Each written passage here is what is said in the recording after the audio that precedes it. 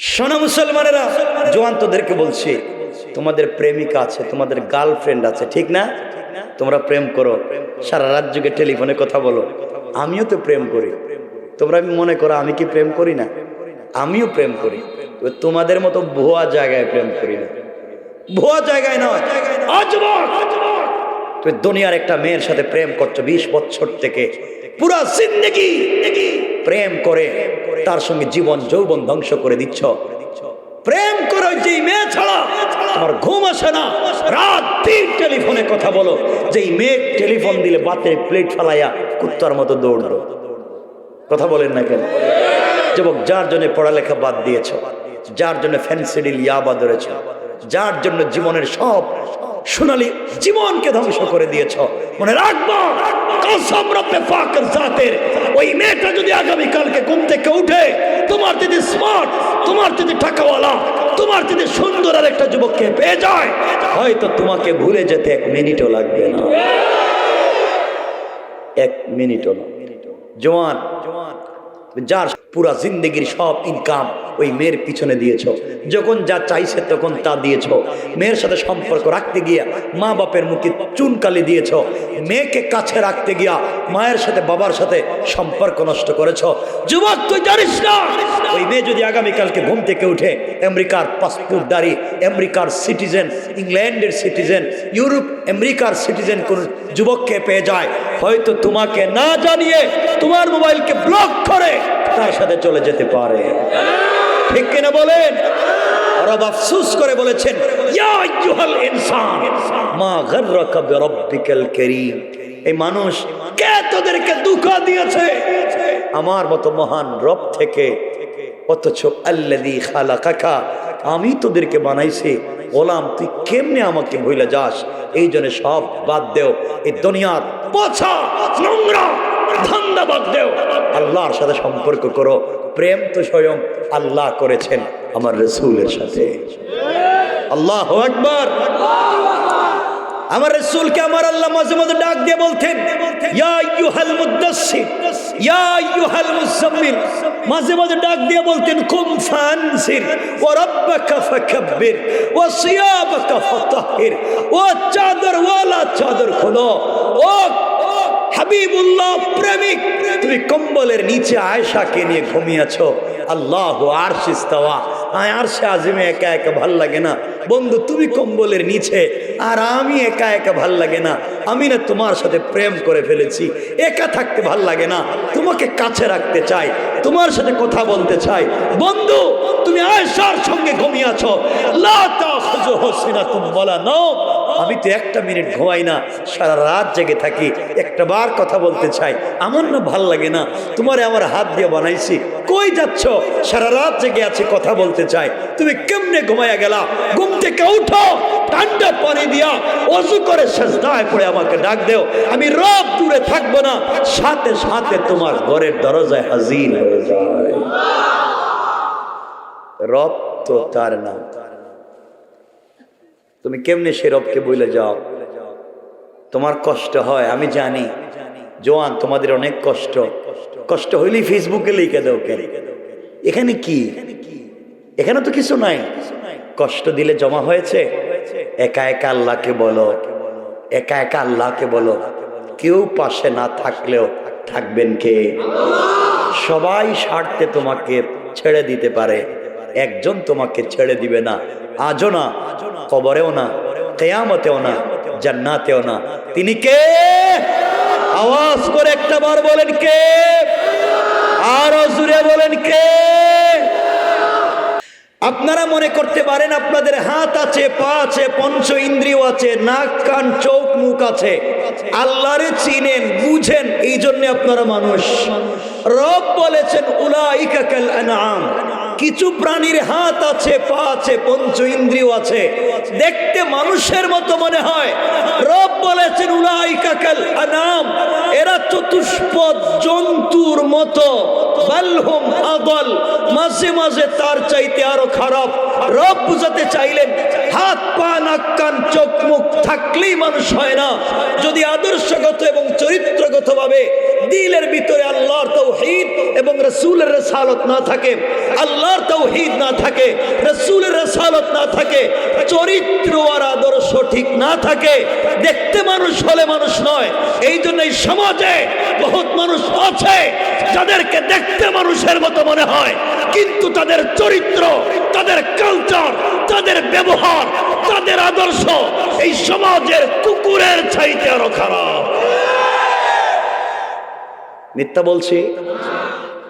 আল্লাহর কাছে আপনি দেখতে মানুষ, তার কোনো দাম নাই। রাসূল পাককে আল্লাহ পৃথিবীতে পাঠান নাই দুনিয়ার মানুষকে দেখতে মানুষ বানাবার জন্যে, পাঠিয়েছেন পুরা জাতিকে চরিত্রবান করবার জন্যে, চরিত্রের সংশোধন করে তার মতো উত্তম চরিত্র নিয়ে আল্লাহর সামনে দাঁড়াবার জন্যে রাসূল পাককে পৃথিবীতে পাঠিয়েছেন। সুতরাং আল্লাহর কাছে এই দেখতে মানুষের কোনো দাম নাই যদি আদর্শ আর চরিত্র ঠিক। কথা বুঝতে পেরেছেন? কথা বলেন, কথা বুঝতে পেরেছেন? খুব মনোযোগ দিয়ে শুনবেন। দেখতে মানুষ তো সকলেই, খুব বুঝেন, খুব বুঝেন। এখানে যে চিল্লা এগুলো বন্ধ করে যাবেন, যদি কোনোভাবে কেউ গিয়ে বন্ধ করে দেয়। আপনারা আমার দিকে তাকান, আমার দিকে তাকান, মনোযোগ দেন, আমার দিকে তাকান। আপনাদের কাছে আমার 2 নম্বর জিজ্ঞাসা, কেন আমি এই কথাগুলো বলতেছি? বাবা দুহাত জোড় করে বলছি, রাগ করবেন না। এই যে আপনারা আমার সামনে বসে রয়েছেন, দাড়ি রেখে, টুপি পরে, পাঞ্জাবি পরে, জুব্বা পরে, কেউ তো পাগড়ি পরে, কেউ তো পকেটে তাসবিহ নিয়ে, এই যে ভাব ভঙ্গি ধরে আপনারা বসে রয়েছেন, অলিয়া উলিয়ার মতো দেখা যায় আপনাদেরকে। আসলে ভাব ভঙ্গি ধরে আপনারা কই যাইতে চান? আসলে আপনারা কারা? আপনাদের পরিচয় কি? এই ভাব ভঙ্গির ভিতরে আসলে ভিতরে আপনারা কারা? বাহিরে তো অলিয়া উলিয়ার মতো দেখা যায়, ভিতরে আপনারা কারা? আজকে এটাই আলোচনা করব। পরিষ্কার? খুব মনোযোগ দিয়ে শুনবেন। এই যে আমি আপনাদেরকে দেখে মনে হইল যে এরা তো ভাবভঙ্গি ধরে বসে রয়েছে অলিয়া উলিয়ার মতো, আসলে এরা কারা? এটা আমরা জানতে চাই। আপনাদের কাছে আমার খুব মনোযোগ দিবেন। 2 নম্বর প্রশ্ন, সত্য কথা বলেন, আমরা যারা বসেছি এখানে সকলে মুসলমান কিনা? সকলে বলেন, সবাই বলেন। কেমনে বুঝলেন? কেমনে বুঝলেন? এই যে উনি বলছে আল্লাহর হুকুম মানি, এরা বলছে ইসলাম গ্রহণ করছে। কোন দিন করছে এ নিজে কইতে পারতো না। মানে জন্মের পরে যে কোনোদিনই জানেই না ইসলাম কবুল কেমনে করতে হয়। কারো জানা আছে মুসলমান কেমনে? আপনারা কিছু জানে না এখন। আসলেই কারা আমি বুঝতেছি না। কি ঘটনা কি আপনারা? এই যে ভাবভঙ্গি ধরে বসে রয়েছেন, আসলে আপনারা কারা? কথাগুলো শুনেন, কেন বলতেছি বুঝেন, কাগজে কলমে লিখে রাখবেন। আপনারা মনে করতে পারেন আপনারা কালিমা পড়েছেন এজন্য আপনারা মুসলিম, আপনারা কোরআন পড়েন, কোরআন বুঝেন, কোরআন থিসিস করেন, কালিমা পড়েছেন এজন্য আপনারা মুসলিম মনে করতে পারেন। আমি আল্লাহ পাকের জাত ও সিফাতের নামে কসম করে বলছি, শুধু কালিমা জানলে বুঝলে পড়লেই মুসলমান হওয়া যায় না। কোরআন জানলে বুঝলে পড়লেই শুধু মুসলমান হওয়া যায় না। যারা ইউনিভার্সিটিতে পড়েছেন অথবা ইউনিভার্সিটিতে পড়ছেন, আপনারা জানেন ইসলামিক স্টাডিজে, ইসলামিক হিস্টোরিতে অনেক স্টুডেন্ট পাওয়া যায়, অনেক ছাত্র ছাত্রী পাওয়া যায় মুসলমানদের পাশাপাশি হিন্দু খ্রিস্টান। নাই? নাই?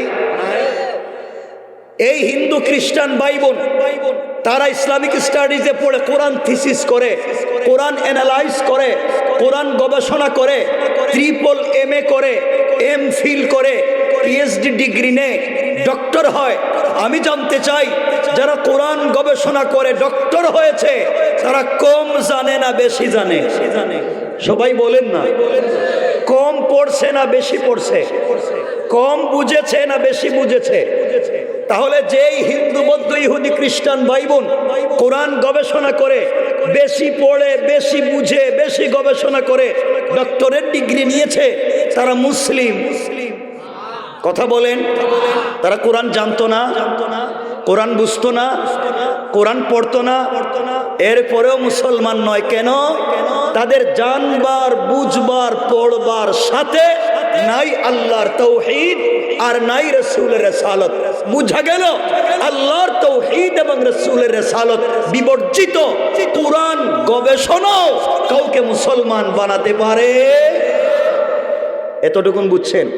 তাহলে শুধু কোরআন গবেষক কোরআন থিসিস করে পিএইচডি ডিগ্রি নিলেই সে বুজুর্গ নয়, যতক্ষণ পর্যন্ত পূর্ণাঙ্গ আল্লাহর তৌহিদ এবং রাসূলের রিসালাতে পূর্ণাঙ্গ বিশ্বাস না হবে।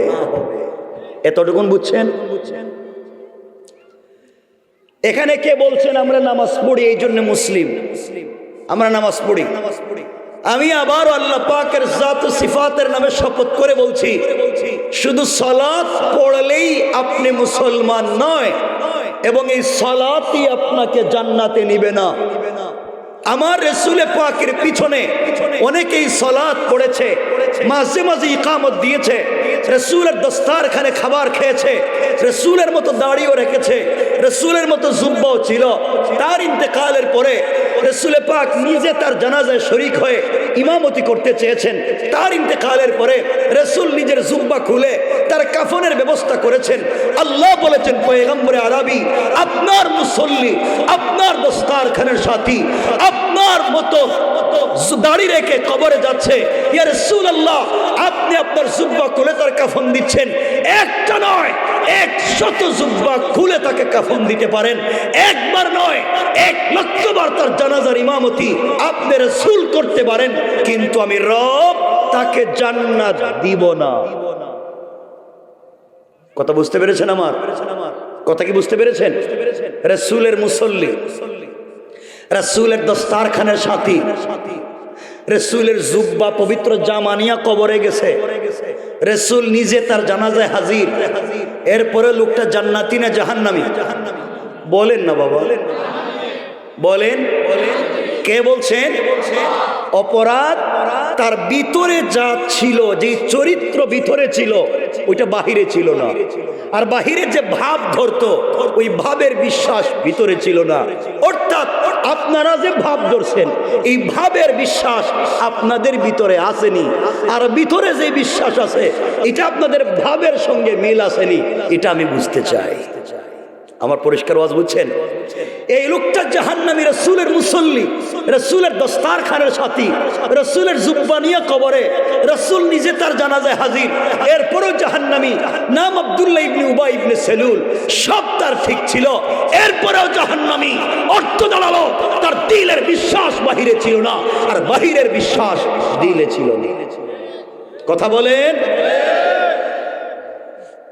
কথাগুলো বুঝেন। কেন বললাম এখন দেখেন। আপনারা আমাকে বলতে পারেন যে হুজুর আমরা তো মুখে দাড়ি রাখছি, আপনিও তো রাখছেন, এই জন্যই তো আমরা আল্লাহর ওলি মুসলিম। কথা বুঝবেন, শুধুমাত্র কেবলমাত্র দাড়ি রেখেই জান্নাতে যাওয়া যাবে না। আজকালকে তোমার আমার চাইতে বহুত লম্বা দাড়ি এই সমাজের বহুত হিন্দু ভাইয়েরাও রাখে। কথা বলেন না কেন? তো আপনিও ভাব ধরেছেন, সেও ভাব ধরেছে। আপনি বলতে পারেন মাথায় সুন্দর একটা টুপি দিয়া অথবা ডিজাইন করে একটা পাগড়ি মাথায় দিলেই তো আল্লাহর ওলি হওয়া যায়। আপনি মনে করতে পারেন, মনে রাখবেন এই পৃথিবীতে সব থেকে ডিজাইন করা টুপি এবং সব থেকে ডিজাইন করা পাগড়ি যারা মাথায় দেয় তারা অধিকাংশই শিখ। শিখদের মাথায় পাগড়ি দেখছেন? কথা বলেন না কেন? তারা ছোট দেয় না বড় দেয়? ডিজাইন কম না বেশি? হে তো আরো বেশি ভাব ধরছে। কথাগুলো বুঝো। তুমি কি ভাব ধরে জান্নাতে যেতে চাও? আপনারা বলতে পারেন লম্বা একটা জুব্বা পরে মাথায় সুন্দর একটা টুপি দিয়া উপরে বড় একটা রুমাল দিলেই তো বড় শায়েখের মতো মনে হয়, ও বুধে বড় জান্নাতি। মনে রাখবেন এই পৃথিবীতে সব থেকে লম্বা জুব্বা পরে সব থেকে সুন্দর টুপি তালুতে দিয়া উপরে রুমাল দিয়া যারা বসে থাকে তারা অধিকাংশই ইহুদি। কথা বলেন না কেন? কারণ ইহুদিদের জুব্বা আমাদের চাইতে লম্বা। কি বুঝলেন? ভাব তো হেও ধরছে। তা আপনি কি নিয়ে জান্নাতে যাইতে চান? আপনারা বলতে পারেন আমাদের তো তাসবিহ আছে, ওদের তো তাসবিহ নাই। আপনাদেরকে এটাও পরিষ্কার করে দিতে চাই, আপনি তো তাসবিহ দেখাইয়া দেখাইয়া পড়েন, হাতে নিয়ে পাবলিকরে দেখাইয়া তাসবিহ পড়েন। আমাদের দেশে অনেক ব্রাহ্মণ ভাই বোন আছে, ব্রাহ্মণ, তারাও তাসবিহ পড়ে, তোমার আমার মতো দেখাইয়া পড়ে না। তারা হাতে আগে একটা কাপড়ের ব্যাগ নেয়, এরপরে ওখানে হাত ঢুকায়। দেখছেন নি? কথা বলেন, দেখছেন? এরপরে তাসবিহ পড়ে। আপনি পাবলিকরে দেখাইয়া পড়েন, সে গোপনে পড়ে, ভাব তো হে বেশি ধরছে। কথা বলেন না কেন? আমার কথা কি বুঝতে কষ্ট হচ্ছে বাবা? আমিও চাইলে আজগবি কেচ্ছা কাহিনী খুব ভালো জানি, এগুলো খুব মজার আমি জানি, কিন্তু আমি যেগুলো বলতেছি বাস্তবতা বুঝো। তাইলে দুনিয়ার সকল মানুষের দাড়িও আছে, টুপিও আছে, পাগড়িও আছে, পাঞ্জাবিও আছে, জুব্বাও আছে, তসবিও আছে, তোমারও আছে, আমারও আছে, সবারও আছে, সমান। সুতরাং এই ভাব ধরেই শুধু জান্নাতে যাওয়া যাবে না। যদি ভাবের ভিতরে না থাকে চরিত্রের আদর্শ, এই ভাবের ভিতরে যদি না থাকে আল্লাহর তাওহীদ এবং রাসূলের রিসালাত, আপনার ভাব থাকলেও জান্নাতি, না থাকলেও জান্নাতি। রাসূলের অনেক সাহাবী ছিলেন, কোনো পোশাক ছিল না, পাগড়ি নাই, জুব্বা নাই, তাসবিহ নাই, রুমাল নাই, একটা পোশাক স্ত্রীও পরতেন, একটা পোশাক স্বামীও পরতেন, থাকবার কোনো ঘর নাই, গড়তে থাকতেন, এরপরেও আল্লাহ তাদেরকে জান্নাতি বলেছেন। সুতরাং ভাব ধরে জান্নাতি নয়, জান্নাতে যেতে হলে লাগবে আদর্শ আর চরিত্র। এতটুকুন বুঝছেন? আমার কথা কি বুঝতে পারতেছেন? আমার মনে কষ্ট হচ্ছে কথা বুঝতে? একটু হাত তুলে দেখেন কার কার কষ্ট হচ্ছে। হচ্ছে বলছি, হচ্ছে,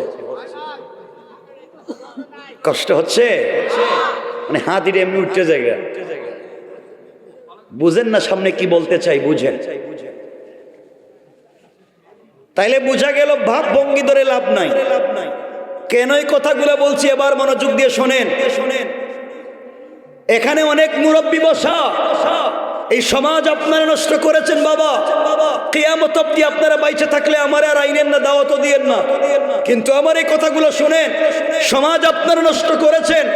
অনেক মুরব্বী এখানে বসা, হয়তোবা যাদের মুখের দাড়ি সাদা, পকেটে এক হাত লম্বা তাসবিহ আছে, 5 ওয়াক্ত মসজিদে নামাজ পড়েন, হজ করেছেন, উমরাও করেছেন, খবর নিয়ে দেখেন আপনাদের এলাকায় এমন দাড়িওয়ালা 5 ওয়াক্ত নামাজি আছে যারা নামাজ পড়বার পরেও এলাকার সব থেকে বড় সুদের কারবারি। ঠিক কিনা জোরে বলেন? তো আপনি কোন ভাব ধরছেন? আপনি কি করে জান্নাতে যাইতে চান? তসবিও আছে, দাড়িও আছে, জুব্বাও আছে, নামাজও আছে, কারবারটা তো ঠিক নাই। তাহলে আপনার ভাব ঠিক, চরিত্র ঠিক নাই, এগুলা সমাজে নাই।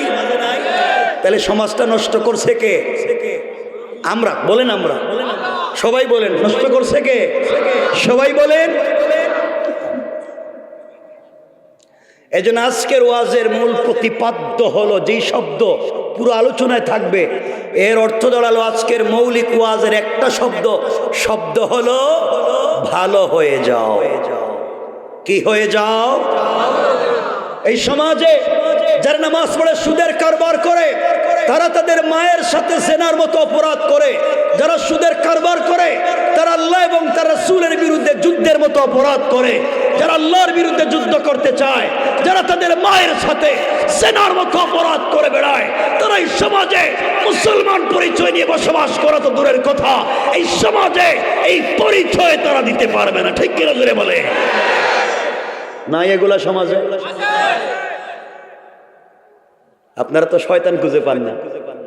আপনারা শয়তান মারবার জন্য মক্কায় যান, 8 লাখ টাকা খরচ করে হজে গিয়া, হজে কই যায়? 8 লাখ খরচ করে হজে গিয়া জামারাতে শয়তানের কঙ্কর মারে, শয়তানের পাত্তর মারে। দেখছেননি? দেখছেননি? আপনি যে শয়তানের পাত্তর মারতে গেছেন 8 লাখ খরচ কইরা, এই শয়তান জিন্দেগিতে মাদারীপুরে সুদের কারবার করছে? কথা কয় না কেন? তাহলে আপনি যে ফাত্তর মারতে গেলেন শয়তান রে, হের সাইতে বড় শয়তান তো গেরামে। ফাত্তর মারতে গেলে আগে এরে মারা দরকার, ঠিক কিনা বলেন? আমার ওয়াজ খারাপ লাগতেছে, বুঝলেন, কষ্ট লাগতেছে, আমি কি ফাল্টাইয়া দিব? তাহলে বুঝাতে চাইতেছি, ভাব ভঙ্গি ধরে যাইতে চান কই? মনোযোগ দিয়ে শুনেন, এই সমাজে কেউ রাগ করবেন না, শুনেন, দুহাত জোড় করে বলছে, শোনো মুসলমানেরা, এই সমাজে অনেক মুরব্বী বাবা আছেন, আযান হওয়ার পরে মসজিদে নামাজের জন্য রব বলেছেন হাইয়া আলাল ফালাহ, কল্যাণ আমার কাছে, কামিয়াবি আমার কাছে, ইজ্জত সম্মান আমার কাছে। আর বহুত মুরব্বী আছেন আযানের পরে মসজিদে নামাজে না গিয়া চার দোকানে বসে বসে টেলিভিশন দেখে। নাই, শয়তান কই? মক্কায় না গেরামে? ফাত্তর কই মারবেন? আসতে কইতেছে কে রে?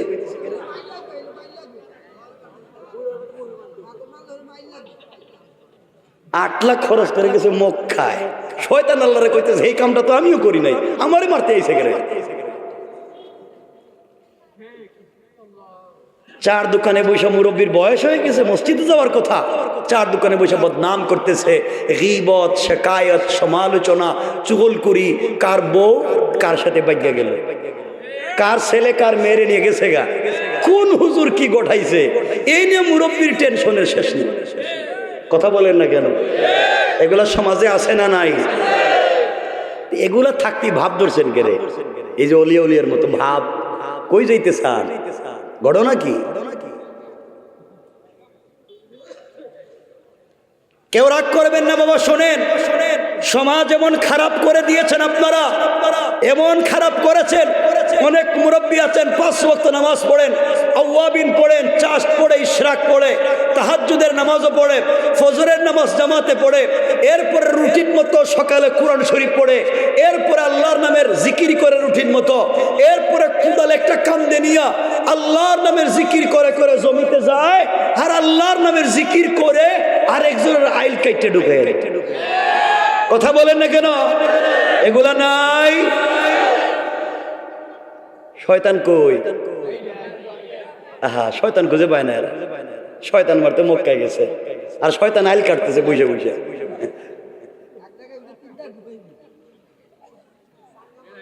সমাজকে আপনারা বিনষ্ট করে দিয়েছি, কথাগুলো দিল দিয়ে শোনেন। সমাজ এইভাবে যদি নোংরা থাকে, এখানে দিন থাকবে না। এমনও আছে যুবক যারা বসছো এখানে, এখানে কয়েকজন বসছো যুবক যারা আছো, ভাই তোমরা কিছু কথা কও নাকি?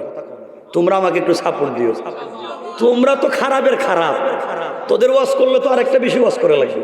তোমরা যে খারাপের খারাপ, এটা কি আমি কম জানি? হেরা চুল কাটে, বাংলা লিঙ্ক কাটে, চুল এখানে নাই, ওখানে নাই, ওখানে নাই, সব কাইটটা খালি করে মধ্যখানে রাইকা দিছে, মনে হয় ছাগল ঘাস খাইয়া মাঝখানে জমা করে তুইছে। কথা বলেন না কেন? সব কাইটা মাঝখানে রাখছে। ঘটনা কি? কেন এগুলো করো কেন বাবা?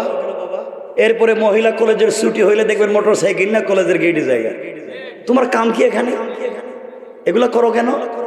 মনে রাখবা, সমাজকে বিনির্মাণ করো, সমাজকে সুন্দর করো, সমাজকে পরিপাটি করো, সমাজকে পরিশুদ্ধ করো, দিন পৌঁছে দিবেন কে? আল্লাহ। কথাগুলো বুঝতে পারছেন আমার?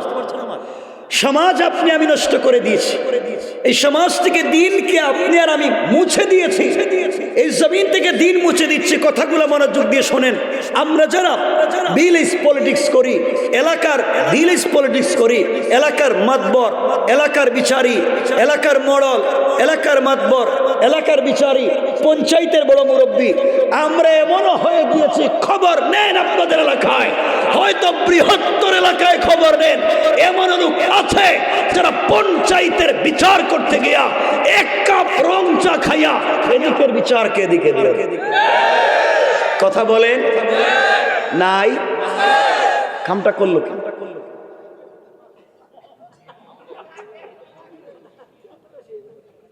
সমাজটাকে আর কি করতে চান আপনারা? এরপরে দেখবেন মুরব্বীর হাতে যদি আপনি 500 বা 1000 টাকা দৌড়াইয়া দিতে পারেন, ডাইনের বিচারে বাম বানাইয়া দেন। এগুলো আছে না নাই? পঞ্চায়েতের একটা বিচার 1 তারিখে শেষ হয়ে যায়, ওটারে 5টা ডেট ফালায়, প্রত্যেক ডেটে ভাষ্য। ঘটনা কি? কি ভাব ধরছেন আপনারা? সমাজটারে কি করতে চান? নামাজও পড়ে, প্রথম কাতারে নামাজও পড়ে, সব ঠিক, আবার শয়তানি করে। সুতরাং মনে রাখবেন, 8 লক্ষ খরচ করে শুধু মক্কায় গিয়ে পাথর মাইরা শয়তানরে লাভ নাই। সুদও খায়, ঘুষও খায়, ফেন্সিডিল ইয়াবার ব্যবসা করে, ইয়েতিমের জায়গা জমি দখল করে, বিধবার বাড়ি দখল করে, গরিবের রাস্তাঘাট দখল করে, পাবলিকের জায়গা জমি নিজের নামে বুয়া জাল দলিল বানাইয়া খায়। এত সমস্ত নোংরামি বদমাইশি যারা করে, এগুলা করে বাপ ধরে মসজিদে বসে লাভ নাই। আগে চরিত্রের সংশোধন করো, এরপরে জান্নাতে যাও। ঠিক কিনা বলে?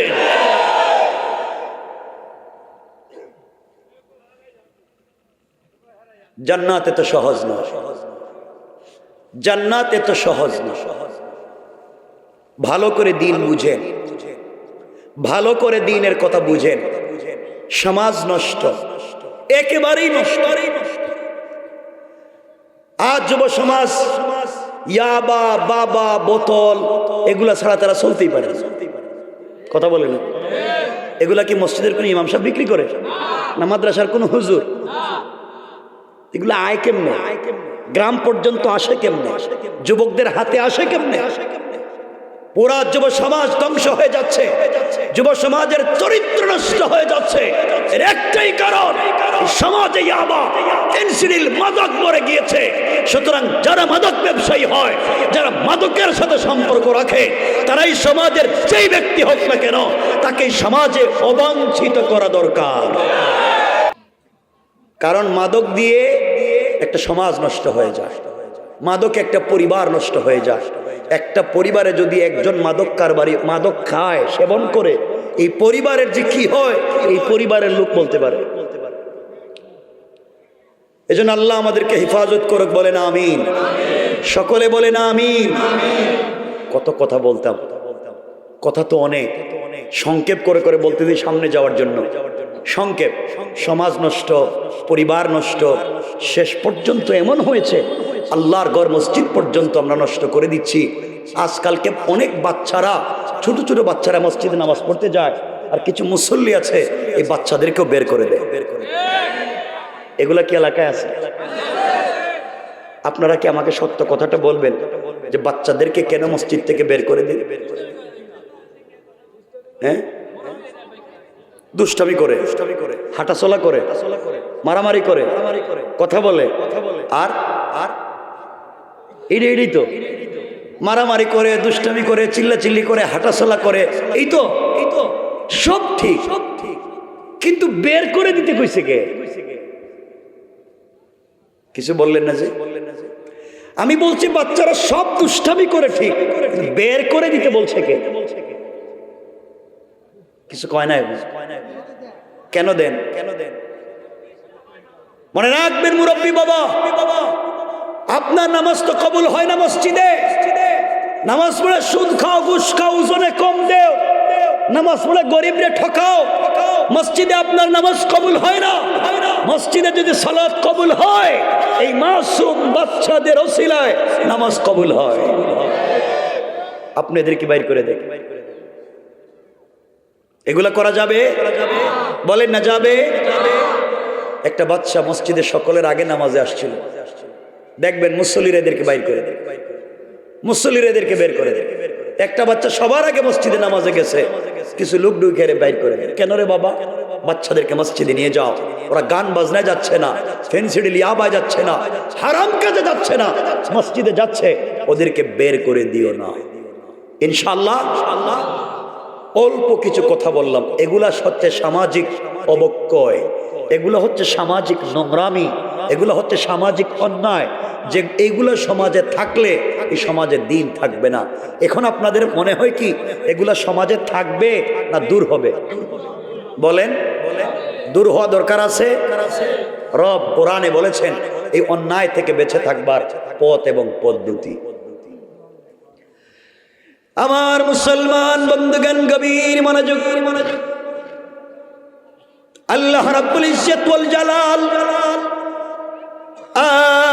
আখিরি জামানার पैगंबर सरकारे कायनात दू जहानेर सरदार नबी रहमत जनाब मोहम्मद रसूलुल्लाह सल्लल्लाहु अलैहि वसल्लम के जानिए दिएছেন बंधु आमार दुनियार जमीने যারা আমি আল্লাহর গোলাম দাবি করবে আশিক রাসূল দাবি করবে তাদের কোয়ালিটি কি তাদের গুণ কি তাদের চরিত্র কি তাদের কন্ডিশন কি আল্লাহ তাআলা কোরআনে কারীমে চারটা কোয়ালিটি বলেছেন চারটা গুণের কথা বলেছেন আল্লাহ রাব্বুল ইজ্জত ওয়াল জালাল যেই কথাগুলো বলে দিয়েছেন এই কথাগুলো যদি কেউ দুনিয়ার জমিনে ফলো করে আখিরাতে সে কোনোদিন বিপদগামী হতে পারে না কোরআনে কারীমের 19 নম্বর পারা 25 নম্বর সূরা সূরা আল ফুরকানের 63 নম্বর আয়াত থেকে আমার আল্লাহ বললেন ওয়া ইবাদুর রাহমানিল্লাযীনা ইয়ামশুনা আলাল আরদি হাওনা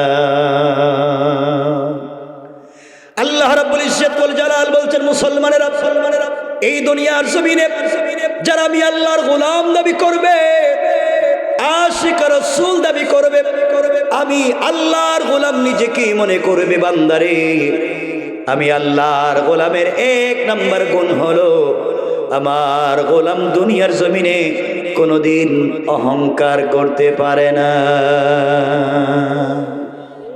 কি করতে পারে না সবাই বলেন অহংকার করতে পারে না আপনি যদি অহংকার করেন আপনি যদি সম্পদের অহংকার করেন আপনি যদি ক্ষমতার অহংকার করেন আমার আল্লাহ চাইলে 10 তলা থেকে থাবড়াইয়া গাছ তলায় নামাইয়া দিতে 1 সেকেন্ডও দেরি হবে না আর আপনি যদি অহংকার ছেড়ে দিতে পারেন নিজেকে মাটির সঙ্গে মিশাইয়া দিতে পারেন আমার আল্লাহ চাইলে গাছ তলা থেকে বাঁশ তলা থেকে 10 তলার মালিক বানাইয়া দিতে পারে কোন ঠিক না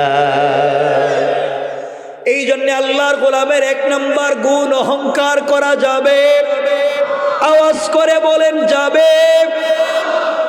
যাবে না আমরা অহংকার করি না আমরা তো ওলিয়া পর্যায়ে পৌঁছে গেছি অহংকার করে কি সমাজে দেখবেন আগে বেচারার পয়সা ছিল না এখন নতুন পয়সা পাতির মালিক নতুন পয়সার মালিক ছেলে মেয়ে বিদেশে চলে গিয়েছে অথবা ব্যবসা বাণিজ্য করে কিছু পয়সার মালিক হয়েছে নতুন এলাকার পয়সাওয়ালা এখন পয়সার গরমে পাবলিক রে ঠিক মতো চিনেই না কথা বলেন না কেন আছে না নয় জিন্দেগি ধ্বংস হয়ে যাবে আপনার অহংকার করবেন না আপনি শয়তানের খাতায় নাম লেখাবেন সুতরাং এখন যদি আমি আলোচনা শুরু করি অহংকার করলে হবে কি অহংকার ছেড়ে দিলে লাভ কি তাহলে লাগবে 2.5 থেকে 3 ঘন্টা এটা লম্বা আলোচনা ইন্টারনেটে আছে 2.5 থেকে 3 ঘন্টা আমরা এটা রাখলাম শুধু এতটুকুন মনে রাখেন অহংকার করা যাবে আমরা সামনে যাই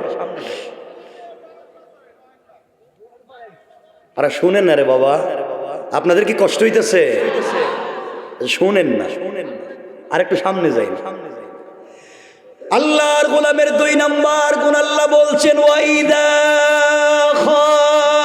খাতাবহুমুল জাহিলুনা ক্বালু সালামা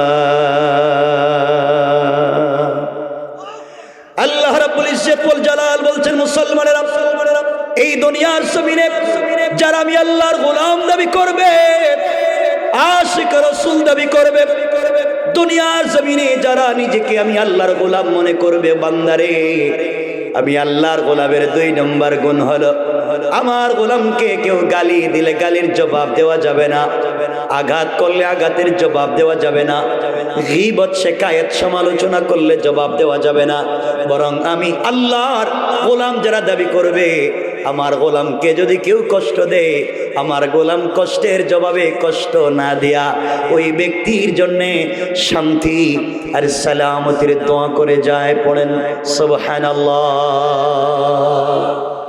তাহলে আল্লাহর গোলামের 2 নম্বর গুণ গালি দেওয়া যাবে বাবা আমার সাথে একটু কথা বলেন না গালি দেওয়া যাবে কেউ যদি গালি দেয় কেউ যদি কষ্ট দেয় আমরা কষ্টও দিব না, গালিও দিব না, বিনিময়ে তার জন্য শান্তির দোয়া করব, তার জন্য সালাম দিব। আলহামদুলিল্লাহ পড়েন। তাহলে এখান থেকে শিক্ষা হলো আমরা সালাম দিব। কি দিব? আমাদের দুশ্মনকেও সালাম দিব, দুস্তকেও সালাম দিব, সবাইকে সালাম দিব ইনশাআল্লাহ। এখানে একটা কথা মনে পড়েছে, আপনারা অনুমতি দিলে আমি বলবো। এই জন্য বললাম, আমি ওয়াজ করতেছি কোরআনের আয়াতে, এখনো হাদিসে যাই নাই। এখানে একটা হাদিসের অংশ এসেছে, বললে আমি বলতে পারি। আচ্ছা, যেহেতু আয়াতের তাফসীর হাদিসে যায়নি, আপনারা বলেছেন এজন্য বলি। সালামের কথা যেহেতু এসেছে, আমাদের কলিজার টুকরা মা আম্মা জান আয়েশা সিদ্দিকা রাদিয়াল্লাহু তাআলা আনহা বলেন, আমি আমার জিন্দেগিতে আমার কলিজার টুকরা স্বামী রাসূল পাককে সালাম দেওয়ার বহুত চেষ্টা করেছি।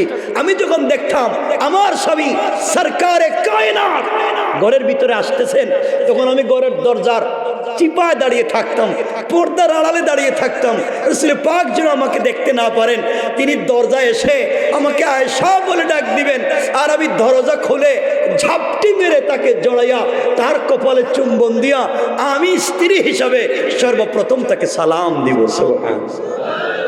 কিন্তু আম্মা জান আয়েশা বলছেন, ওয়াল্লাহি আল্লাহর জাত ও সিফাতের কসম, আমি আমার জিন্দেগিতে রাসূল পাককে কোনোদিন সালাম দিতে পারিনি, বরং রাসূল ঘরে আসার অনেক দূরে থাকতে আমাকে সালাম দিতেন। সুবহানাল্লাহ, সুবহানাল্লাহ বলেন না বাবা। রাসূল আগে সালাম দিতেন। আল্লাহু আকবার, আল্লাহু আকবার।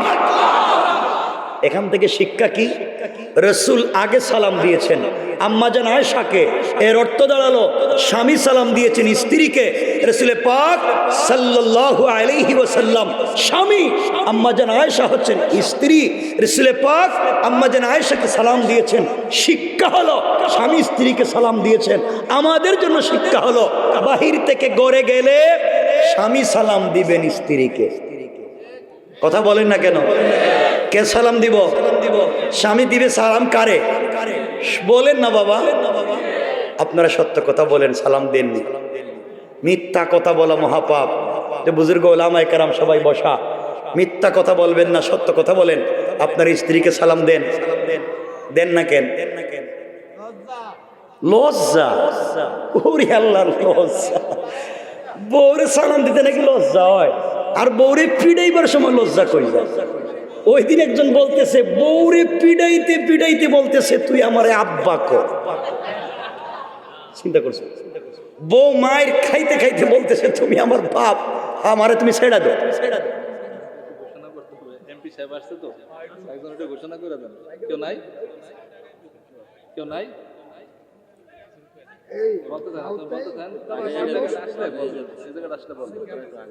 একটু সামনের দিকে আসেন, একটু সামনের দিকে আসেন, একটু সামনের দিকে আসেন। জায়গাটা একটু একটু সামনের দিকে আসেন, একটু আসেন।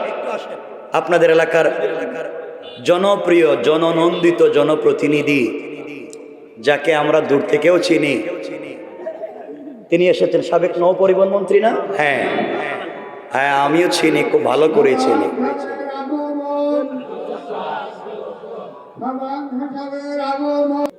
আমরা একটা আলোচনা করেছিলাম, শুধু নাম আমরা শুনেছিলাম। এক, অহংকার করা যাবে না। 2 নম্বর আমরা আলোচনা শুনতেছিলাম যে 2 নম্বর গুণ হচ্ছে আল্লাহর গোলাম যারা হবে তাদেরকে গালি দিলে গালির জবাব দেওয়া যাবে, বিনিময়ে তাকে শান্তিতে দোয়া করতে হবে, সালাম দিতে হবে। কি দিতে হবে? যখন একবার বন্ধ হয় এটা আর হয় না। হয়ে যাবে না ইনশাআল্লাহ, চেষ্টা করব। আমরা আছি, হয়ে যাবে। আমরা মন ভালো করে দেব না, করেন দেখি হয়ে যাবে। তো লম্বা করব না, বন্ধ করে দিব। 10:30 10:30 তো হয়ে গেছে। বসেন বসেন বসেন বসেন।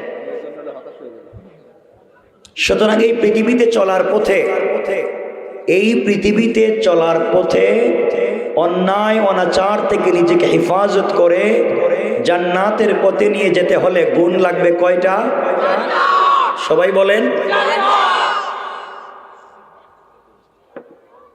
এখন আপনারা যারা পিছনে আছেন, দাঁড়াই আছেন, ভাই শোনেন,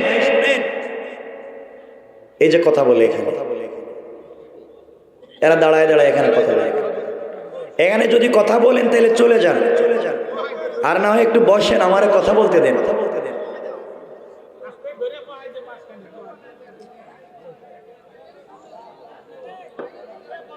শোনেন, আল্লাহর গোলামের 2 নাম্বার গুণ, গালি দেওয়া যাবে। সবাই বলেন যাবে। এখানে বলতেছিলাম সালামের কথা, হাদিস থেকে নিয়ে আসছিলাম। শামাইলে তিরমিজি, আম্মা জান আয়েশা সিদ্দিকা রাদিয়াল্লাহু তাআলা আনহা বলেন, ওয়াল্লাহি, আল্লাহর জাত ও সিফাতের কসম, আমি আমার জিন্দেগিতে রাসূল পাককে আগে সালাম দিতে পারি নাই, নবীজি আমাকে আগে সালাম দিতেন। সুবহানাল্লাহ বলেন, সবাই বলেন। আম্মা জান আয়েশা বলেন, আমি যখন দেখতাম রাসূল পাক সাল্লাল্লাহু আলাইহি ওয়াসাল্লাম ঘরে আসতেছেন, তখন আমি ঘরের দরজার চিপায় অথবা পর্দার আড়ালে দাঁড়িয়ে থাকতাম, তিনি যেন আমাকে না দেখতে পান। যখন রাসূল পাক ঘরের দরজায় আসবেন, আমি তাকে জোরে সালাম দিয়ে ঝাপটি মেরে ধরে তার কপালে চুম্বন দিব। কিন্তু আম্মা জান আয়েশা বলেন, আমার জীবনে এরকম কোন স্মৃতি মনেই পড়ে না যে আমি রাসূলকে আগে সালাম দিতে পেরেছি, বরং নবীজি আগে সালাম দিয়েছেন। সবাই পড়েন। এখান থেকে বুঝতে পারলাম নবীজি আয়েশাকে সালাম দিয়েছেন, বড় জায়গা থেকে ছোট জায়গায় সালাম দিয়েছেন। অর্থ দাঁড়ালো, আপনি যে কোনো স্তরের হন না কেন, সুইপারকে আপনি সালাম দিতে হবে, যে কোনো জায়গার হন না কেন, নিচে থেকে নিচে সালাম দিতে হবে। এখান থেকে শিক্ষা হলো, স্বামী সালাম দিয়েছেন স্ত্রীকে, শিক্ষা হলো আমরা সালাম দিব নিজের বউকে। তো আপনারা দেননি, দিবেন তো ইনশাল্লাহ? কথা বুঝেন, আমার সাথে কথা বলেন, নচেত আর কথা বলতে পারবো না। সালাম দিবেন তো ইনশাল্লাহ? সবাই বলেন।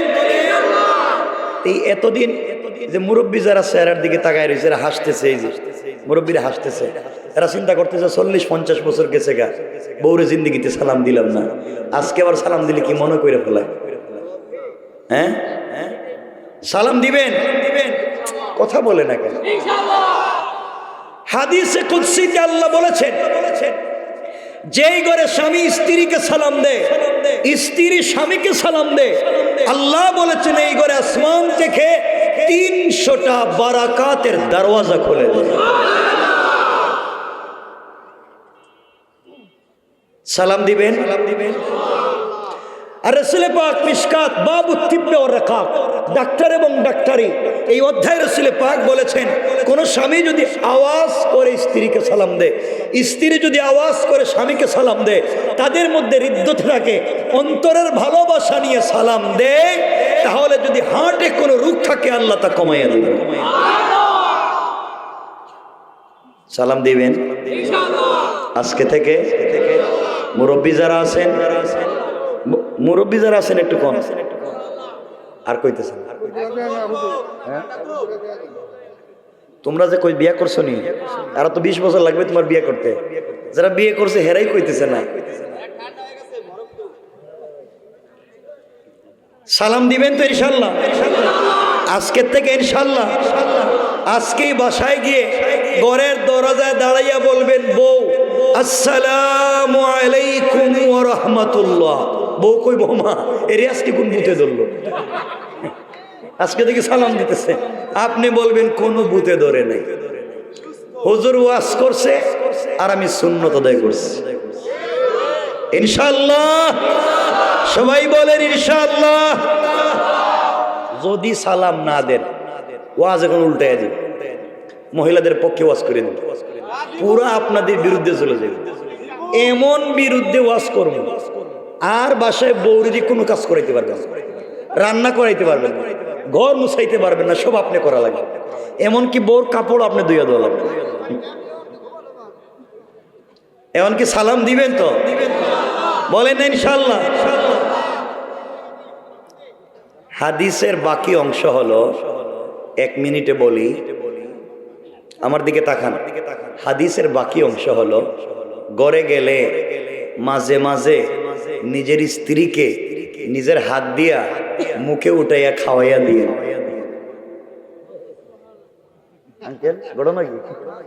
খাওয়াইবেন তো? এরা হাসতেছে কেরে? আর আমি হাদিস বলতেছি, রাসূলের পরিবারের কথা বলতেছি। নবীজি তার জিন্দগিতে পুরা জিন্দগি তো আয়েশারে মুখে উঠাইয়া খাওয়াইয়া দিছে, এমনকি ঘুম পাড়াইয়া দিছে। সুবহানাল্লাহ বলেন। আপনারা স্ত্রীরা খাওয়াবেন তো? মুরব্বীরা তো চিন্তা করতেছে বউরে যদি মুখে উঠে খাওয়াই তাহলে বউ মনে করো বিষ খাওয়াই মাইরে ফেলাইতেছে। যে কাম বাড়ায় রাখছেন আপনারা, খাওয়াবেন তো মাঝে মাঝে ইনশাল্লাহ? আমার সন্দেহ হইতেছে আপনারা পারবেন। আমার মনে হচ্ছে, আমার সন্দেহ হচ্ছে যে এলাকার মানুষে তারা তাদের নিজের স্ত্রীকে মুখে উঠাইয়া খাওয়াইতে পারবে না, তারা মুখে উঠাইয়া খাওয়াইতে পারবে পাশের বাড়ি ভাবিরে।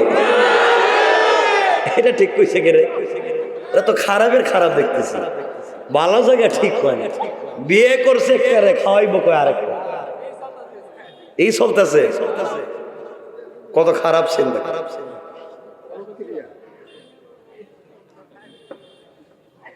এগুলো চলতেছে না?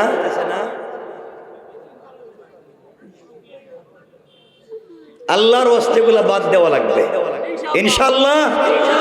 বলে বলেন ইনশাআল্লাহ। বাদ দেওয়া লাগবে তো ইনশাআল্লাহ। আর মাঝে মাঝে তো লম্বা করতেছি না, কথাগুলো লম্বা হয়ে যাবে।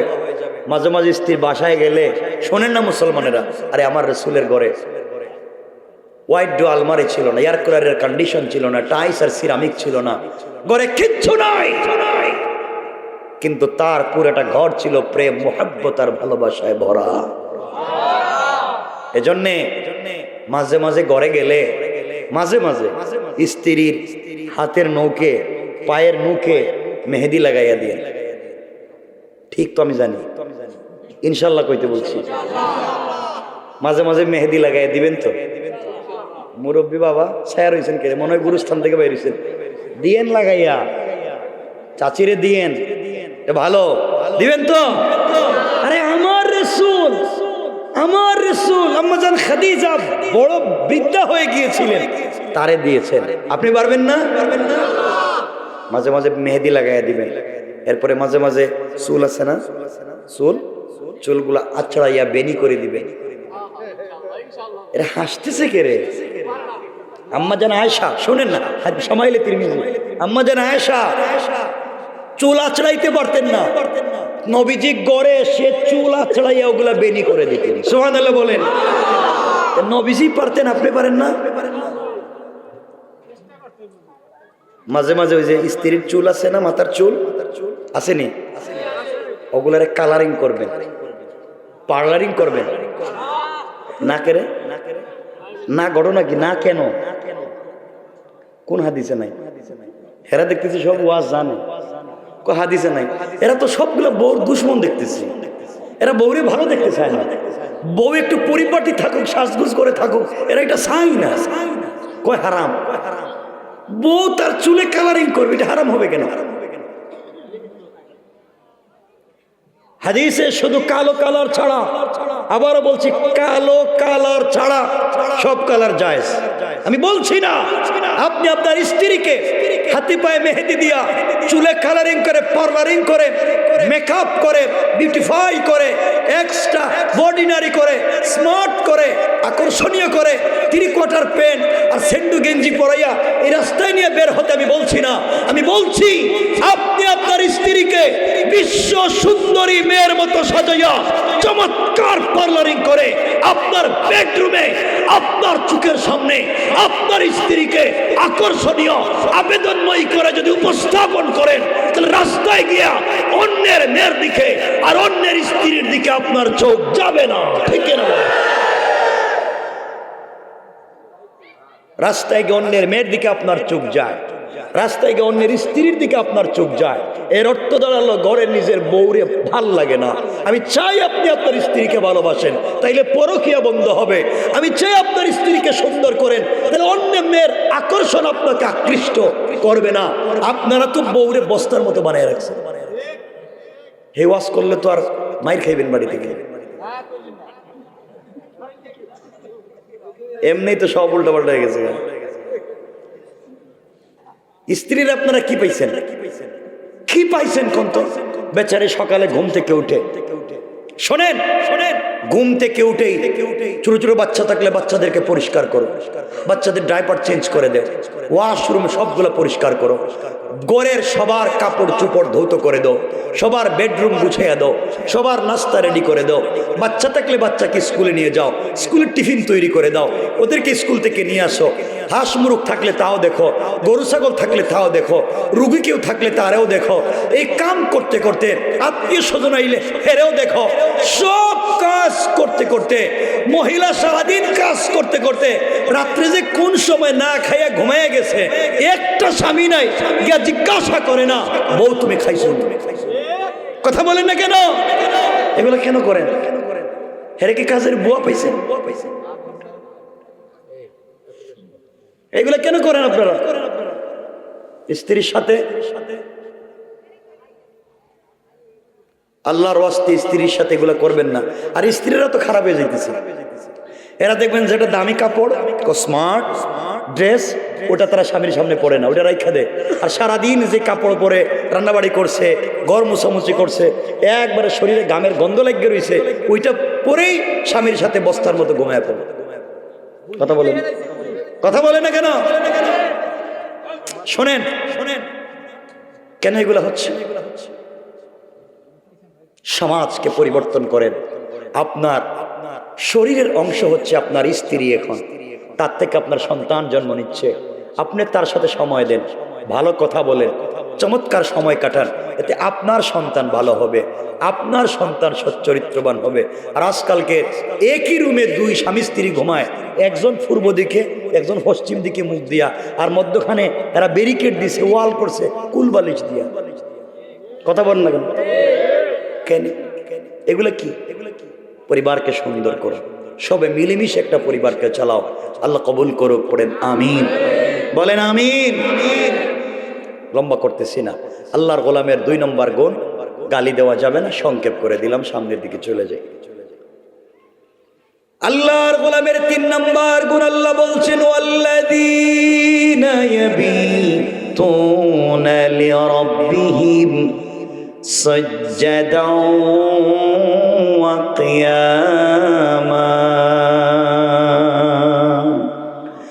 আল্লাহ রাব্বুল ইজ্জত ওয়াল জালাল বলছেন, মুসলমানেরা, এই দুনিয়ার জমিনে যারা আমি আল্লাহর গোলাম দাবি করবে, আশিক রাসূল দাবি করবে, আমি আল্লাহর গোলাম নিজেকে মনে করবে, বান্দারে আমি আল্লাহর গোলামের 3 নম্বর গুণ হলো, আমার গোলাম বিপদে পড়ে গেলে সুজদা ওয়া কিয়ামা, সেজদা আমার জন্য, রুকু আমার জন্য। সুতরাং আজকালকে যারা আল্লাহর পা ছাড়া পীরের পায়ে সেজদা করে, মাজারে গিয়ে সেজদা করে, আল্লাহর কসম, আল্লাহর কসম, তারা আল্লাহর গোলাম হতে পারে না। ঠিক কিনা বলেন? সুজদা ওয়া কিয়ামা, সেজদা হবে রবের কদমে। আল্লাহর গোলামের 4 নম্বর গুণ সংক্ষেপ করে বলে যাই। আল্লাহ রাব্বুল ইজ্জত ওয়াল জালাল বলছেন, ওয়াল্লাযীনা ইয়াকুলুনা রাব্বানা ইসরিফ আন্না আযাব জাহান্নাম ইন্না আযাবাহা কানা গারামা। আল্লাহ রাব্বুল ইজ্জত ওয়াল জালাল বলছেন, মুসলমানেরা, এই দুনিয়ার জমিনে যারা আমি আল্লাহর গোলাম দাবি করবে, আশিক রাসূল দাবি করবে, আমি আল্লাহর গোলাম নিজেকে মনে করবে, বান্দারে আমার গোলামের 4 নম্বর গুণ হলো, সাকারাত শুরু হয়ে যাওয়ার আগে, গারগারা শুরু হয়ে যাওয়ার আগে, কবরে চলে যাওয়ার আগে, মালাকুল মউত আজরাইল পৌঁছে যাওয়ার আগে, সাদা কাপড়ে প্যাকেটিং হয়ে যাওয়ার আগে আমার যেই গোলাম গোটা জিন্দেগির অপরাধের জন্য তওবা করবে, সাথে সাথে আমার আল্লাহ গোলামের পুরা জিন্দেগির অপরাধগুলোকে ক্ষমা করে জান্নাতি বলে ফয়সালা করে দিতে আমার আল্লাহর 1 মিনিটও দেরি হবে না। পড়েন সুবহানাল্লাহ। তাহলে আল্লাহর গোলামের 4 নম্বর গুণ তওবা কার কাছে? সবাই বলেন। এখন প্রশ্ন হলো, আমি সংক্ষেপ বলতেছি, প্রশ্ন হলো আগে আল্লাহ সেজদার কথা বললেন কেন, তারপরে তওবার কথা বললেন কেন? আল্লাহ বুঝাতে চাইলেন সেজদা না দিয়ে তওবা, ওটার কোনো গ্রহণযোগ্যতা আল্লাহর কাছে নাই। অর্থাৎ তওবা যদি করতেই হয় সেজদা দিয়ে তওবা করো, কারণ তো সেজদায় যখন গোলাম পড়ে যায় তখন দুনিয়ার কারো সাথে সম্পর্ক থাকে না, সম্পর্ক থাকে কার সাথে? আওয়াজ করে বলেন কার? এখানে একটা ঘটনা তো বলবোই না, আজকে আর লম্বা হয়ে যাবে। ছোট্ট করে আপনাদের কাছে বলতে চাই, এই পৃথিবীতে আপনি চাইলে 100% পৃথিবীর কোনো মানুষকে খুশি করতে পারবেন না।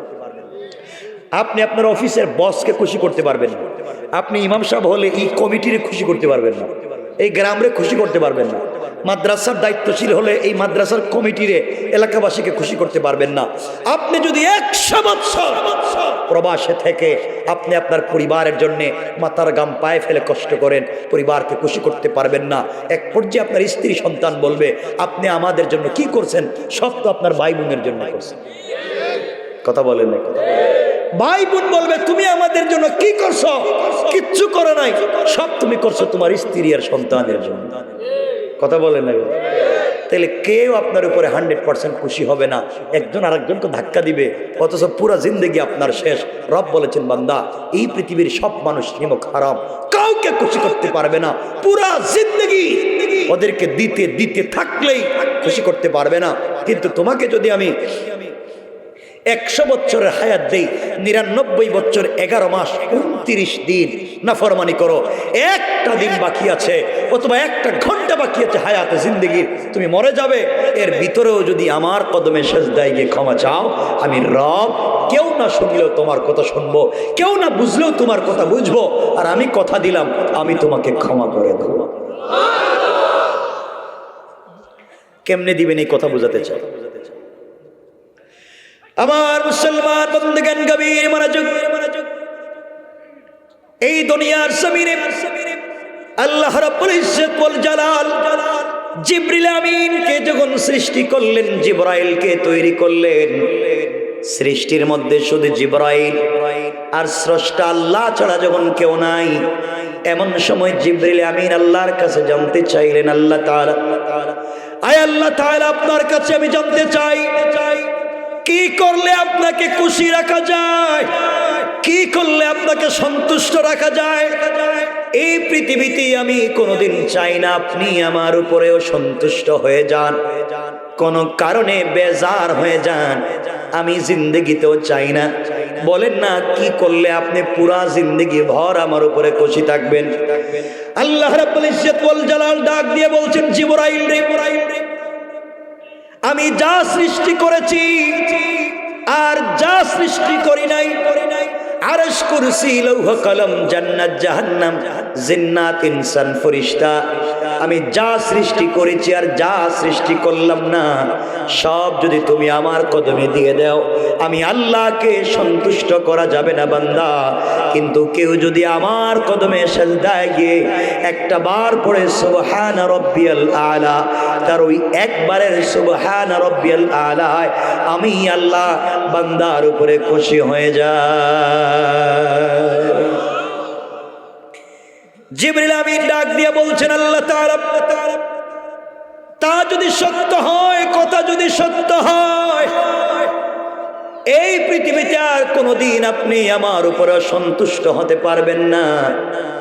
এই মুহূর্তে আমি আপনার কদমে সিজদায় পড়ে গেলাম। আল্লামা জুলফিকার নকশবন্দি খুতুবাতে জুলফিকারে 2টা বর্ণনা দিয়েছেন। কেউ বলেছেন জিবরিল আমিন একাধারে আল্লাহর কদমে সিজদা করলেন 30,000 বছর। কেউ বলেছেন জিবরিল আমিন আল্লাহর কদমে সিজদা করলেন 30 লক্ষ বছর। দীর্ঘ সময় আল্লাহর কদমে সিজদা করবার পরে আল্লাহ তাআলা ডাক দিয়ে বলছেন, জিবরাইল এবার মাথা উঠাও, 30 লক্ষ বছরের সিজদায় পড়ে আছো, কি চাও, কি বলতে চাও বলো। জিবরিল আমিন মাথা উঠালেন, আল্লাহ তাআলার কাছে জানতে চাইলেন, আল্লাহ তাআলা এত লম্বা সিজদা আপনাকে করেছি, জানতে চাই আপনি আমার উপরে সন্তুষ্ট হলেন কিনা। আমার মন বলছে আমার আগে এত লম্বা সিজদা কেউ আপনাকে দেয়নি, ভবিষ্যতেও হয়তো দিতে পারবে না, এত লম্বা হায়াত কেউ পাবে না। জানতে চাই আপনি আমার উপরে সন্তুষ্ট হলেন কিনা। আল্লাহ রাব্বুল ইজ্জত ওয়াল জালাল জবাব দিলেন, জিবরাইল, আমি তোমার উপরে সন্তুষ্ট কিনা তুমি জানতে চাও জিবরাইল? এই প্রশ্নের জবাব জানবার আগে তুমি আমার আরশে আজিমের দিকে একটা বার লক্ষ্য করো, একটা বার ওদিকে তাকাও। জিবরিল আমিন যখন আরশে আজিমের স্ট্রাকচার, আরশে আজিমের ডিজাইনের দিকে লক্ষ্য করলেন, ওখানে তাকাইয়া দেখেন লেখা আছে লা ইলাহা ইল্লাল্লাহ মুহাম্মাদুর রাসূলুল্লাহ। জিবরিল আমিন বলছেন, আল্লাহ তাআলা 30 লক্ষ বছর আপনার কদমে সিজদা করেছি, আপনি সন্তুষ্ট কিনা আমি জানতে চাইলাম। কিনা আপনি আমাকে তাওহীদের কালিমা দেখাইয়া দিলেন। আয় আল্লাহ তাআলা, এই কালেমার সঙ্গে আমার সিজদার সম্পর্ক কি?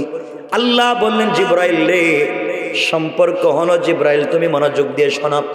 জিবরাইল, এই কালিমা আখিরি জামানার পয়গম্বর সরকারি কায়নাত, দু জাহানের সরদার নবী রহমত জনাবে মুহাম্মদ রাসূলুল্লাহ সাল্লাল্লাহু আলাইহি ওয়াসাল্লামকে এই কালেমা আমি উপহার দিতে চাই, গিফট করতে চাই, উপঢৌকন দিতে চাই। আখিরি জামানার পয়গম্বর হাবিবুল্লাহকে কালিমা দিতে চাই। জিবরিল আমিন জানতে চাইলেন, আল্লাহ তাআলা তো আপনি তাকে কালিমা দিবেন, আমার সিজদার সঙ্গে সম্পর্ক কি? আল্লাহ বললেন, জিবরাইল তাহলে শোনো, আখিরি জামানার পয়গম্বর, আখিরি জামানার পয়গম্বরের উম্মতেরা আর আখিরি জামানার আমার গোলামেরা প্রতিদিন কমপক্ষে 5 ওয়াক্ত সালাত প্রতিদিন ফরজ পড়বে। কত ওয়াক্ত? সবাই বলেন। 5 ওয়াক্ত সালাত প্রতিদিন ফরজ পড়বে। 5 ওয়াক্ত সালাতে প্রতিদিন কমপক্ষে 17 রাকাত সালাত ফরজ পড়বে। কত রাকাত? সবাই বলেন। ফজরের নামাজ 2 রাকাত, জোহরের নামাজ 4 রাকাত, কত হলো? আসরের নামাজ 4 রাকাত, কত হলো? মাগরিবের নামাজ 3 রাকাত, কত হলো? ইশার নামাজ 4 রাকাত, কত হলো?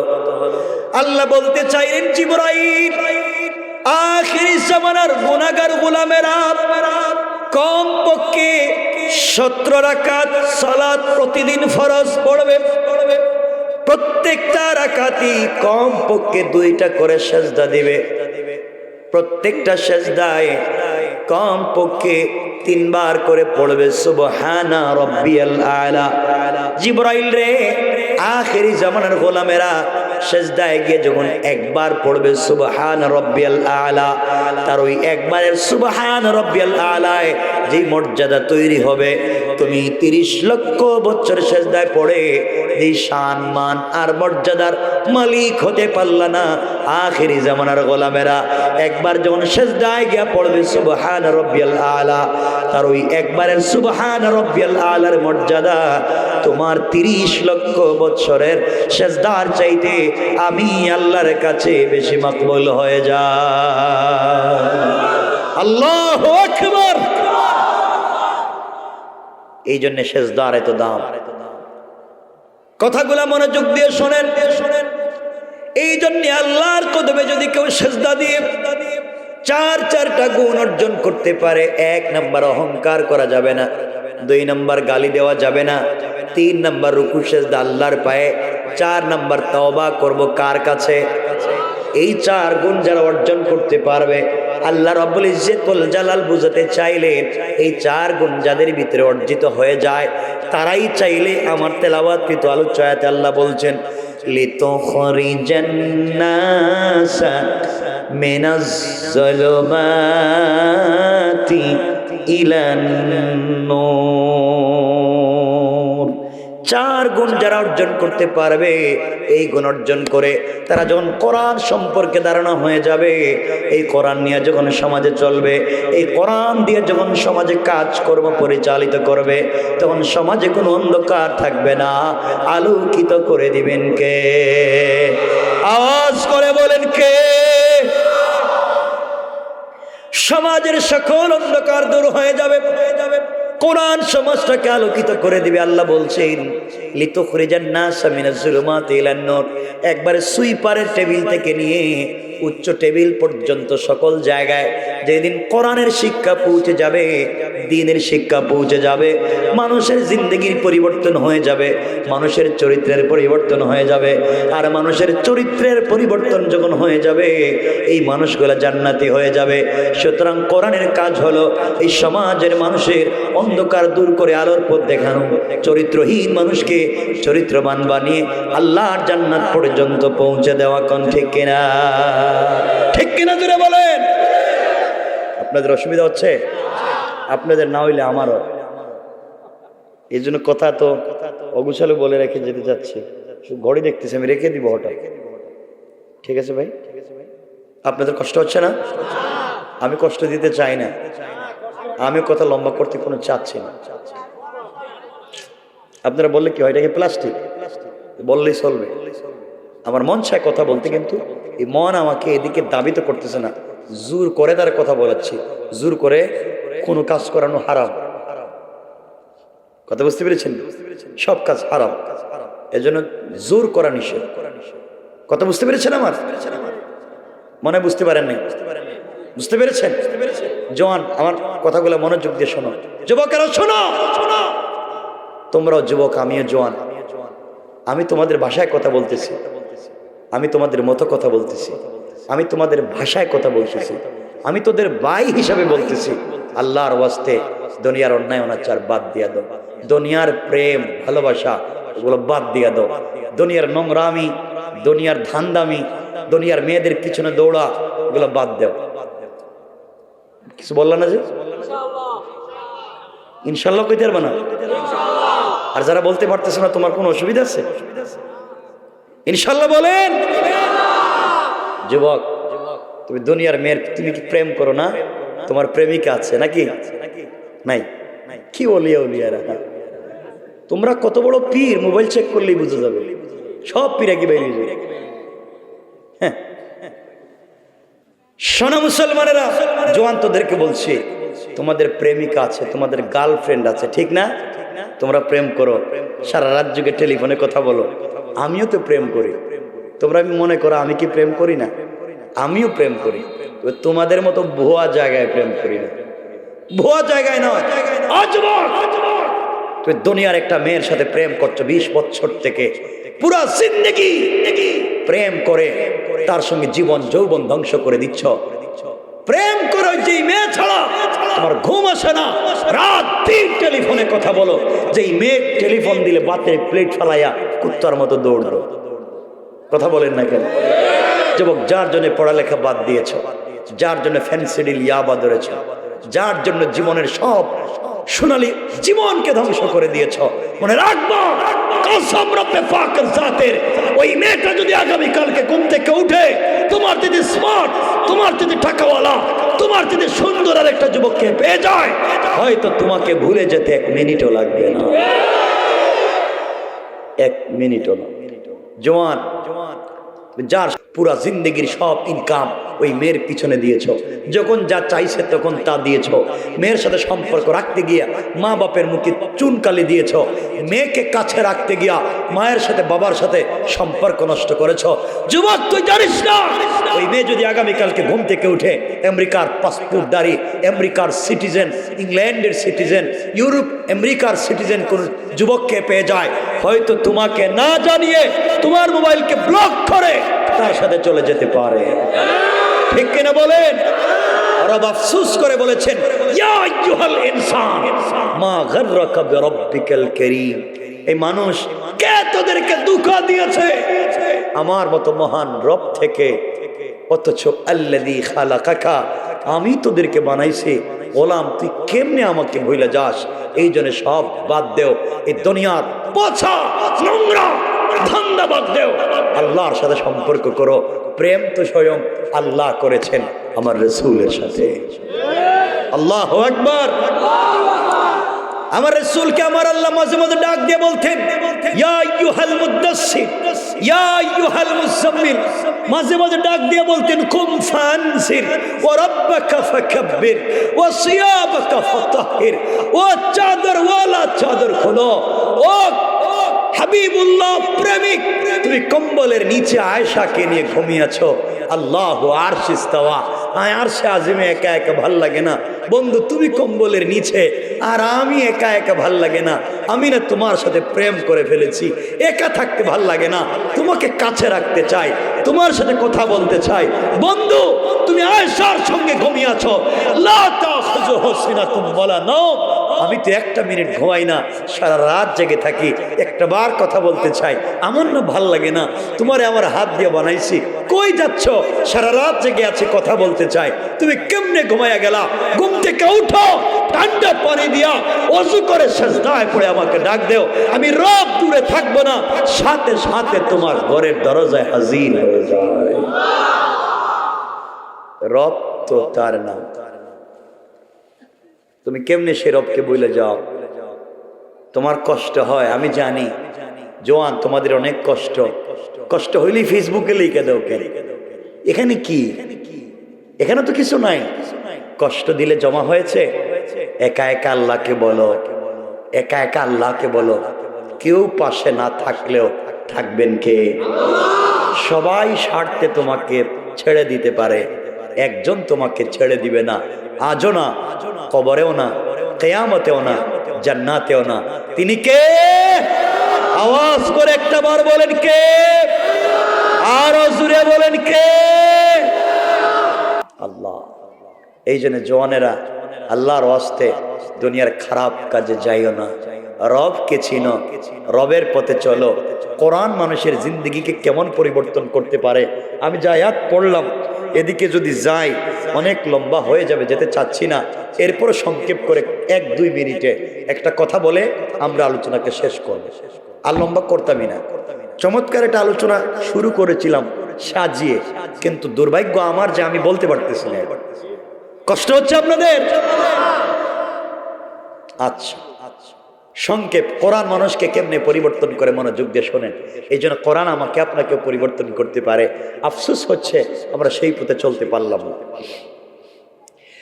আমার মুসলমান বন্ধুগণ, গভীর মনোযোগ, কথাগুলো দিল দিয়ে শোনো মুসলমানেরা।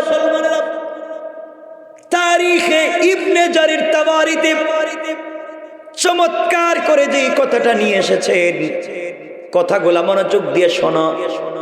কোরআন কেমনে মানুষের জিন্দেগিকে পরিবর্তন করে দিতে পারে। এই দুনিয়ার জমিনে রাসূল পাক সাল্লাল্লাহু আলাইহি ওয়াসাল্লামের ইন্তেকালের পরে এই জমিনের খলিফা হয়ে গেলেন সিদ্দিক আকবর। দুনিয়ার জমিনে খলিফা হয়ে গেলেন সিদ্দিক আকবর। সিদ্দিক আকবর যখন খলিফা, তখন এই রাষ্ট্রের প্রধান বিচারপতি, চিফ জাস্টিস হযরত ওমর, এই রাষ্ট্রের প্রধান নির্বাহী পরামর্শদাতা হযরত আলী, হযরত ওসমান। রাষ্ট্র চলতে লাগলো। এই রাষ্ট্রে যিনি বসে আছেন খলিফা, তিনিও রাসূলের খাদেম। যিনি রাষ্ট্রের প্রধান বিচারপতি, তিনিও রাষ্ট্রের প্রধান বিচারপতি, যিনি রাসূলের খাদেম। যিনি রাষ্ট্রের নির্বাহী পরামর্শদাতা আলী এবং ওসমান, তারাও রাসূলের খাদেম। রাষ্ট্র চলতে লাগলো। একদিন ফজরের সালাত পড়ে সিদ্দিক আকবর মসজিদে নববীতে বসা, হযরত আলী ওসমান সকলে বসে আছেন। এমন সময়ে হযরত আলী বসে আছেন, ওমর বসে আছেন। এমন সময়ে হযরত ওসমান কে হাজির হলেন, ডাক দিয়ে বলছেন, ভাই আবু বকর রে, আপনার কাছে আমি জানতে চাই, আপনি রাষ্ট্রের খলিফা, আপনার কাছে আমি জানতে চাই এই রাষ্ট্র আপনি কি দিয়ে চালান? সিদ্দিক আকবর জবাব দিচ্ছেন, আবু ওমর রে, ওসমান শোনাব, এই রাষ্ট্র আমি কোরআন দিয়ে চালাই আর রাসূলের রেখে যাওয়া সুন্নাহ দিয়ে রাষ্ট্র চালাই। ওসমান ডাক দিয়ে বলছেন, আবু বকর, এই রাষ্ট্র যদি আপনি কোরআন দিয়ে চালান, আমি আপনার কাছে জানতে চাই এই রাষ্ট্রে যদি কোনো নাগরিক না খেয়ে মারা যায়, আপনার কি আল্লাহর আদালতের জবাব দিয়ে করা লাগবে? সিদ্দিক আকবর দাঁড়িয়ে গেলেন আর ডাক দিয়ে বলছেন, শুনো ওসমান, যেই রাষ্ট্র কোরআন দিয়ে চলে, যেই রাষ্ট্র এখন পর্যন্ত কোরআন জিন্দা, ওই রাষ্ট্র রাষ্ট্রে একজন নাগরিক যদি না খেয়ে মারা যায়, তার জবাব দেওয়ার কথা তুমি বলেছ। এই রাষ্ট্রে যদি একটা বিড়াল না খেয়ে মারা যায়, একটা কুকুর বিনা চিকিৎসায় মারা যায়, অর্থাৎ সৃষ্টির কোনো প্রাণী যদি তার অধিকার থেকে মাহরুম হয়, আল্লাহর আদালতে জবাবদিহি করা লাগবে। কারণ যেই জমিনে কোরআন দিয়ে ইনসাফ কায়েম হয়ে যায়, এখানে সকল সৃষ্টি তার অধিকার পেতে বাধ্য। সুতরাং এই রাষ্ট্রে যদি একটা বিড়াল, একটা কুকুরও তার অধিকার থেকে বঞ্চিত হয়ে যায়, আল্লাহর আদালতে আমাকে জবাবদিহি করা লাগবে। হযরত ওসমান দাঁড়িয়ে গেলেন আর ডাক দিয়ে বলছেন, শোনো আবু বকর, শোনো, আমি এই মাত্র এসেছি। আপনার দেশের একজন নাগরিক এই মুহূর্তে বৃদ্ধা মানুষ, একজন মহিলা, যার ঘরে 3 দিন পর্যন্ত খাবার নেই। আজকে 4 নম্বর দিন, সকাল শুরু হয়ে গিয়েছে, মহিলার ঘরে কোনো খাবার নাই। বৃদ্ধা মহিলা, বিধবা মহিলা, চোখেও দেখেন না, অন্ধ। আপনি বলেন তো, এই মহিলার যে হক আদায় করলেন না, কেমন জবাব দেওয়া লাগবে? সিদ্দিক আকবর দাঁড়িয়ে গেলেন আর চোখের পানি ছেড়ে বললেন, উসমান রিফ, নতুন খলিফা হয়েছি, সবার ঘরে ঘরে গিয়ে খবর নিতে পারলাম না। কথা আমাকে বলে দিয়েছো, আমি শুনে ফেলেছি। আগামীকাল কেন এই মুহূর্তে থেকে এই মহিলার ঘরের খাবার পৌঁছে দেব। উসমান ডাক দিয়ে বলছেন, আবু বকর, আপনি শুধু খাবার পৌঁছে দিলে মহিলা খাবে কেমনে? তিনি তো চোখে দেখেন না, বৃদ্ধা মহিলা, অন্ধ, বিধবা, তার কোনো সন্তান নাই। কে মহিলার ঘরে রান্না করে দিবে? কে মহিলার ঘর ঝাড়ু দিয়ে দিবে? কে মহিলার কাপড়গুলো দৌত করে দিবে? কে মহিলার ঘরের খিদমত গুলা করে দিবে? সিদ্দিক আকবর বলছেন, ওসমান, এই মুহূর্তে আমার কাছে কোনো কর্মচারী নাই, আর বিনা পয়সায়, বিনা পারিশ্রমিকে, বিনা বেতনে এই মুহূর্তে কেউ তো কর্মচারী যেতে হতে চাইবে না। একটু চিন্তা করে দেখি কাউরে কোনো জায়গায় পাওয়া যায় কিনা। পিন পতন নীরবতা বিরাজ করছে মদিনার মসজিদে। কেউ যখন কোনো কথা বলছে না, সিদ্দিক আকবর চোখের পানি ছেড়ে ছেড়ে কাঁদতেছেন, মহিলার বাড়িতে কাকে দিবেন? এমন সময় ওই রাষ্ট্রের প্রধান বিচারপতি, চিফ জাস্টিস দাঁড়িয়ে গেলেন। এই রাষ্ট্রের প্রধান বিচারপতি হযরত ওমর দাঁড়িয়ে গেলেন আর ডাক দিয়ে বলতেন, খলিফাতুল মুসলিমিন, আমিরুল মুমিনিন হযরতে আবু বকর সিদ্দিক, আপনি ওই মহিলার বাড়িতে এই মুহূর্তে কর্মচারী খুঁজে পাচ্ছেন না। কোন মানুষকে মহিলার বাড়িতে কর্মচারী নিয়োগ দেওয়ার দরকার নাই। এই মুহূর্তে আমি ওমর এই মহিলার বাড়িতে বিনা পয়সায়, পারিশ্রমিক ছাড়া এই মহিলার বাড়িতে খিদমত করে দিতে চাই। আল্লাহু আকবার। যে ওমরের কাছে মানুষের মাথা কাটা ছিল ডাল ভাত। পয়সা দিলে সকালে লাগবে না, বিকালে লাগবে, পয়সা দিলেই মাথা কেটে দিতে পারতো। যে লোকটা রাসূল পাককে হত্যা করবার জন্য বের হয়েছিল, আর এই লোকটা আজকে বলছে আমি একজন বিধবা মহিলার বাড়িতে বিনা পয়সায় কাজ করে দেব। আল্লাহু আকবার বললেন না? কোন শিক্ষা তাকে পরিবর্তন করেছে? কথা বললেন না? আল্লাহ বলেছেন, লিতুখরিজান নাসা মিনাজ যুলুমাতি ইলান নূর, কোরআনই পারে সমাজের অন্ধকার দূর করে দিতে। আজকে কেউ যদি গ্রামের নেতা হয়, কেউ যদি ওয়ার্ডের নেতা হয়, তার যে ক্ষমতার প্রভাব দেখায়, কোরআন যদি জমিনে জিন্দা হয়ে যেত, কোন মানুষ তার অধিকার থেকে বঞ্চিত হতো না। ঠিক কিনা বলে? আজকে আমাদের যে ক্ষমতার যে পাওয়ার, আমার বন্দেগান, কষ্ট হচ্ছে আপনাদের? হযরতে ওমর ফারুক রাদিয়াল্লাহু তাআলা আনহু বলছেন, আমি মহিলার বাড়িতে কাজ করব।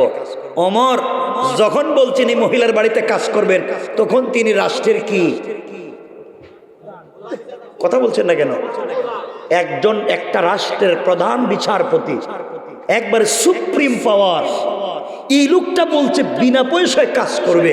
কি পরিবর্তন করে দিয়েছে আল কোরআন। আবার বন্ধুগণ, সিদ্দিক আকবর বলছেন, শোনা আমার, তুমি রাষ্ট্রের প্রধান বিচারপতি, এই মুহূর্তে তুমি বলছো এই মহিলার বাড়িতে কাজ করে দিবা। তুমি কেমনে কাজ করবা? তুমি না রাষ্ট্রের এত বড় দায়িত্বে। আমার ডাক দিয়ে বলছেন, আবু বকর, আমি প্রতিদিন অফিসে যাওয়ার আগে সকালবেলা মহিলার বাড়িতে কাজ করব, বিকেল বেলা অফিস থেকে বাড়িতে যাওয়ার সময় রাস্তায় মহিলার বাড়িতে কাজ করে দেব। এর মাধ্যমে কোনোভাবে আমি আল্লাহকে সন্তুষ্ট করতে চাই। চিন্তা করেন কেমনে জমিনটাকে পরিবর্তন করে দিয়েছেন আল্লাহ। সিদ্দিক একবার দাঁড়িয়ে বললেন, শোনা আমার, এতগুলা মানুষের সামনে স্বেচ্ছায় তুমি দায়িত্ব নিয়েছো, আজকে এ থেকে তোমার দায়িত্ব শুরু হয়ে গেল। ঠিক মতো যদি আদায় করতে না পারো, আমার আদালতে 1 সপ্তাহের ভিতরে তোমাকে জবাবদিহি করা লাগবে। আর ইন্তেকাল করলে আল্লাহর আদালতে তোমার বিরুদ্ধে রাসূল পাকের সামনে আমি নালিশ করব। দায়িত্ব নিলে আদায় করা লাগবে।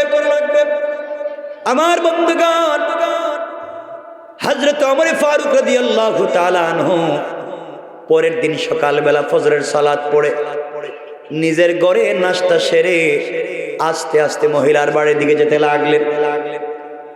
মহিলার বাড়ির দরজার সামনে গিয়ে দাঁড়িয়ে গেলেন আর সালাম দিয়া ডাক দিয়া বলছেন, আম্মা জান, আমি জানতে চাই মা, আমি আপনার বাড়ির নির্ধারিত খাদেম, বলেন না কি করে দেওয়া লাগবে, কি কাজ করে দেব।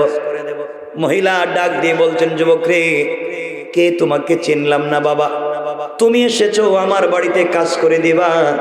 তুমি আসার প্রায় 3 ঘন্টা আগে আর একজন যুবক এসে আমার ঘরের সবগুলা কাজ করে দিয়ে চলে গিয়েছে। আল্লাহু আকবার।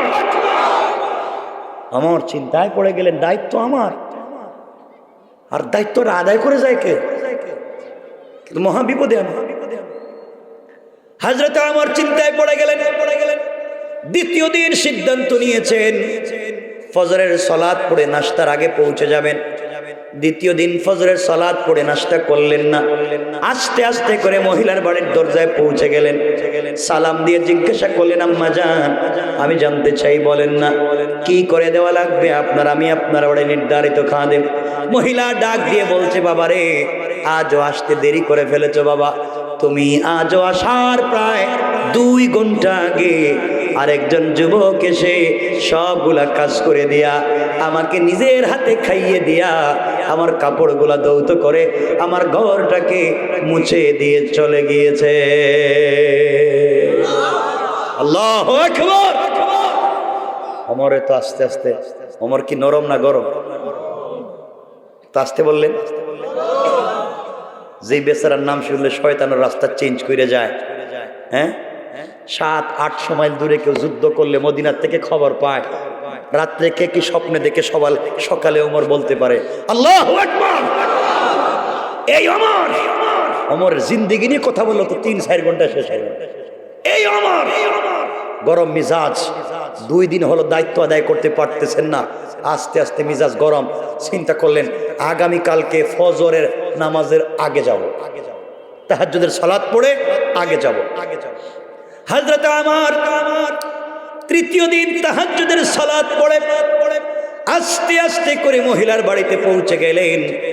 দরজায় নক করে বলছেন, আম্মা জান, আমি আপনার বাড়ির নির্ধারিত খাদেম, রাষ্ট্রের পক্ষ থেকে করা নির্ধারিত খাদেম, বলেন না কি করে দেওয়া লাগবে।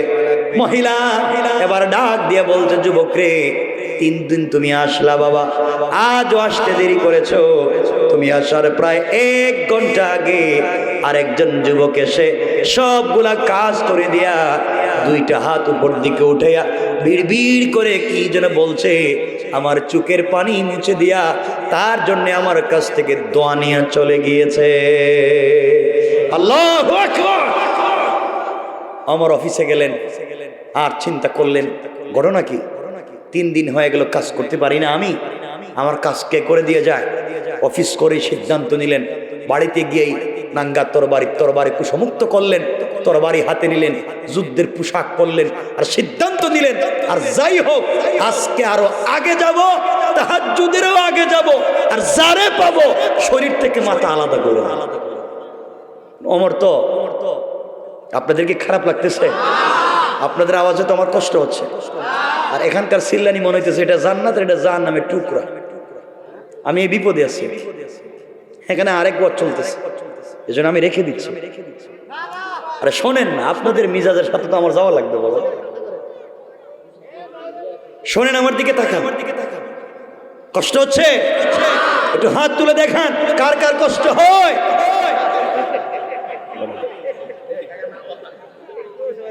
কষ্ট হইতেছে? এত কোন ওয়াজ করলাম, ধৈর্যের সাথে বসে রয়েছে এখন, আর আপনাদের কষ্ট হচ্ছে? হাত উঠান কেন বারবার? মানে এটা উঠতে জায়গা। এই যে আপনাদেরকে যে আমি বলতেছি এই কথা, এটার অর্থ হচ্ছে একটু বিনোদন। এর মানে কি জানেন না? এটা হচ্ছে আপনাদেরকে আমার দিকে মোতাবাজ্জা করা। আমি যা বলতেছি তার যেন অন্য মনস্ক না থাকেন। রাসূল পাক এটা করতেন। আমি যে বানায়া নতুন একটা আবিষ্কার করছি এটা নয়, রাসূলও বিনোদন করতেন না? সুবহানাল্লাহ নাই? আমি কি বানায়া বলতেছি? আর রাসূলও চিত্ত বিনোদন করতেন করতেন করতেন মনে হয়ে গেছে। বলে দিব একটা, 1 মিনিটে।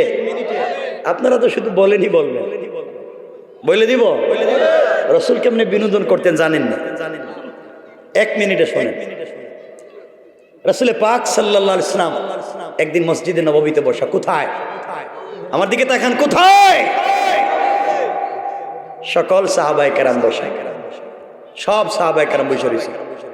হঠাৎ নবীজি বলছেন, শোনো সাহাবীরা, আজকে কিন্তু দুপুরে তোমাদেরকে আমি দুপুরের পরে সন্ধ্যার আগে তোমাদের সবাইকে খাওয়াবো, নাস্তা করাবো। আলী ছিল কাছে বসা। আলী বলতেছে, ইয়া রাসূলুল্লাহ, ঘটনা কি? আপনি যে এতগুলা মানুষের দাওয়াত দিতেছেন, খাওয়াইবেন, আমি না একটু আগে আপনার ঘর থেকে এলাম, রাত্রেও তো খাইছেন না কিছু, সকালেও তো ঘরে খান নাই কিছু, দুপুরেও তো কিছু নাই, ঘরের হেরাও খায় নাই, আমিও না খাই আইছি, আপনি ঘরে গিয়েও দেখবেন খাবার নাই, এতগুলা মানুষের দাওয়াত দিতেছেন, কই থেকে খাওয়াইবেন? নবীজি বলছেন, আলী একটু থামো, ভাল লাগতেছেন এমনি, মন মানসিকতা খারাপ, একটু মজা করতে চাই। ইয়া রাসূলুল্লাহ, আপনি মজা করলেও তো যারা বসছে হেরা কি আর আপনার মজা বুঝবো? খাওয়াইতেইব। পিছন থেকে একজন বলছে, ইয়া রাসূলুল্লাহ, আমি রেডি, না খাইয়া কিন্তু মসজিদ থেকে যাইতাম না। সুবহানাল্লাহ বললেন না? আর হযরত ওসমান জিন্নুরাইন আস্তে আস্তে করে বাইরে চলে যাইতেছে। নবীজি বলছেন, ওসমান যাও কে রে? হুজুর, আমার লজ্জা হইতেছে। ওসমান তো এমনি লজ্জাশীল মানুষ, কথায় কথা চলে আসে, হাদিস বুখারীর হাদিস। উসমানকে তো ফেরেশতারা শুধু লজ্জা পায় না, আল্লাহও লজ্জা পান, রাসূলও লজ্জা পান। সুবহানাল্লাহ পড়েন। কথার নাম লতা, কই চলে যায়? কথায় কথা চলে আসছে।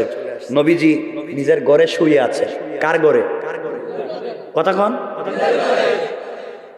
নিজের ঘরে শুয়ে আছেন মানে এখানে স্ত্রী আছেন, হয়তো আয়েশা ছিলেন। এখানে কি আমার মতো জুব্বা জব্বা পরে বসা লাগবে? ঘরে তো স্বাভাবিক থাকা যায়। তো রাসূল স্বাভাবিক পোশাক পরে শুয়ে আছে। এমন সময় একজন গিয়ে দরজায় নক করে বলে সালাম দিয়েছেন, আসসালামু আলাইকা ইয়া রাসূলুল্লাহ। নবীজি বলছেন, কে? না, আবু বকর। নবীজি বলছেন, আসো। আবু বকর ঢুকছেন, ঢুকে দেখেন রাসূল শুয়ে আছেন, কাছে বইছেন। কিছুক্ষণ পরে আবার শুনেন সালাম দিয়ে বলছে, ইয়া রাসূলুল্লাহ, আমি কি আসতে পারি? নবীজি বলছেন, কে? না, ওমর। নবীজি বলছেন, আসো। উনি গিয়ে বসছেন। কিছুক্ষণ পরে আরেকজন আসছে, সালাম আস্তে আস্তে দিছে, ইয়া রাসূলুল্লাহ, আমি কি আসতে পারি? নবীজি বলছেন, কে? না, ওসমান। থামো, থামো, দাঁড়ায় থাকো।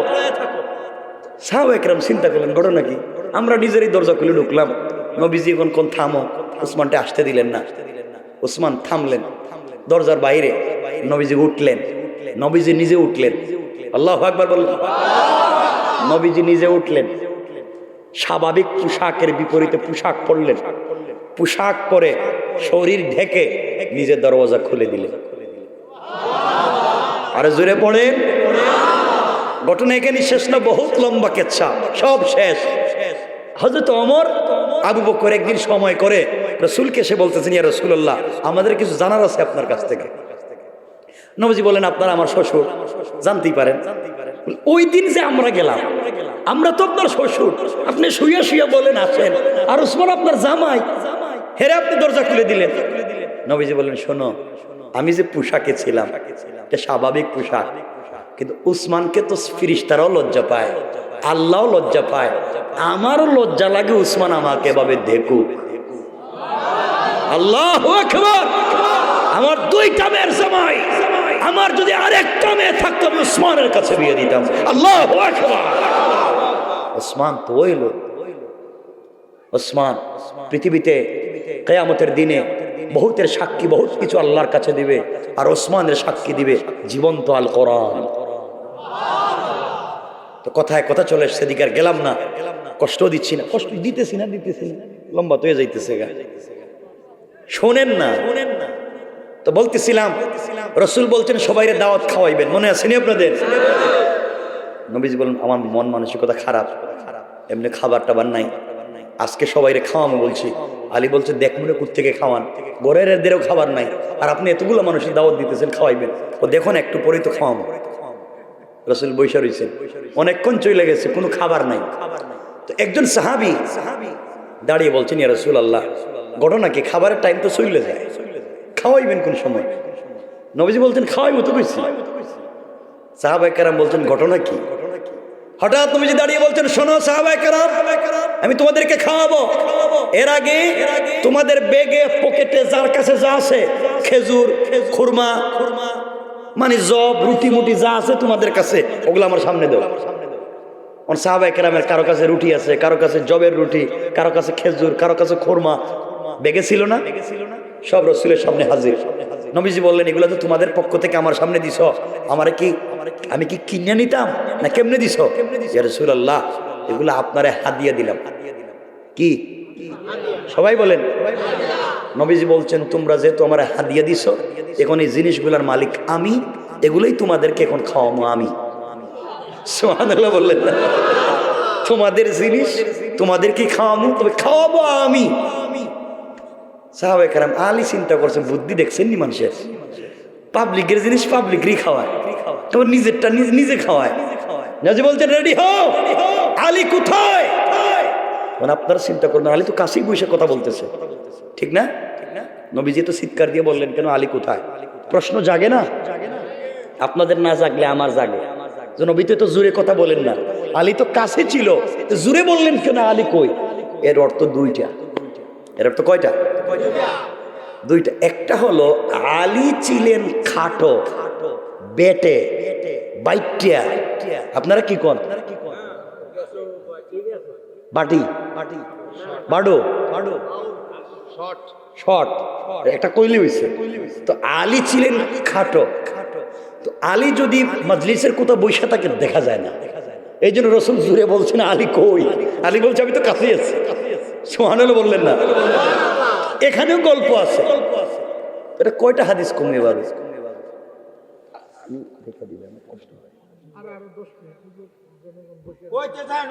না জনগণ বৈশা থাকলে কি হবে? এরা তো বৈশা রয়েছে।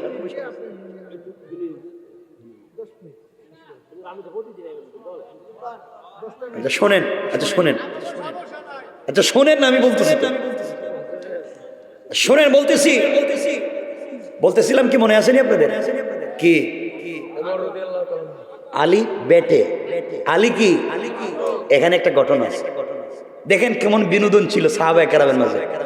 হযরতে আবু বকর এবং হযরতে ওমর দুজন হচ্ছেন লম্বা। এই যে আমার হাত খাটো না লম্বা, আর এই হাত থেকে মাথাটা খাটো না লম্বা? খাটো। আবু বকর ছিলেন লম্বা, ওমর ছিলেন লম্বা, আর আলী ছিলেন খাটো। তো ওমর মাঝে মাঝে বলতেন ভাই তুই তো বাইটিয়া, তোমার কারণে সমাজ একসাথে চলতে পারি না, দুইজন লম্বা একসাথে ঘুরলে বাইটটা তুমি পিছনে পিছনে থাকো, কেমন কেমন লাগে জানি। তারা বলতেন লানা। কি লানা? আরবিতে লানা লিখতে লাম লম্বা, আলিফ লম্বা, আর নুন মধ্যখানে বাইটটা, এই যে এতটুকু নুন, নক্তা একটা ছোটো, এই যে এতটুকু। তারা বলতেন দেখেন আলীও লম্বা, আবু বকরও লম্বা, আর তুমি নুনের মতো বাইটিয়া মধ্যখানে পড়ে থাকো। আমরা যদি দুই পার্শ্বে তোমার না থাকতাম তাহলে তোমার জিন্দগি খবর আছে। সুবহানাল্লাহ বললেন না? আলীরে বলতেছে ওমর আবু বকর, আলী কি সাইডে দেওয়ার লোক মনে করতেছেন? যদিও হাদিসে সহিহ না, রাসূল বলেছেন আনা মাদিনাতুল ইলমে ওয়া আলিয়ুন বাবুহা, আমি হচ্ছি জ্ঞানের রাজ্য আর এই রাজ্যে প্রবেশের দরওয়াজা হযরত আলী। আলী কি ছেড়ে দেওয়ার লোক? আলী বলতেছে ওমর কি বললা? কইছি তো, তুমি বাইটা আমাদের কারণে তুমি সমাজে মুখ দেখাইতেছো। আলী কয় শোনো, তোমরা আমার কারণে বাইচা আছো। সুবহানাল্লাহ বললেন। কি মজার আলাপ তাদের মধ্যে। আলী বলতেছে তোমরা বাইচা আছো আমার কারণে, সমাজে ইজ্জত পাইতেছো আমার কারণে, আমি যদি না থাকি তোমাদের এক পয়সারও সম্মান থাকবে না। সুবহানাল্লাহ না?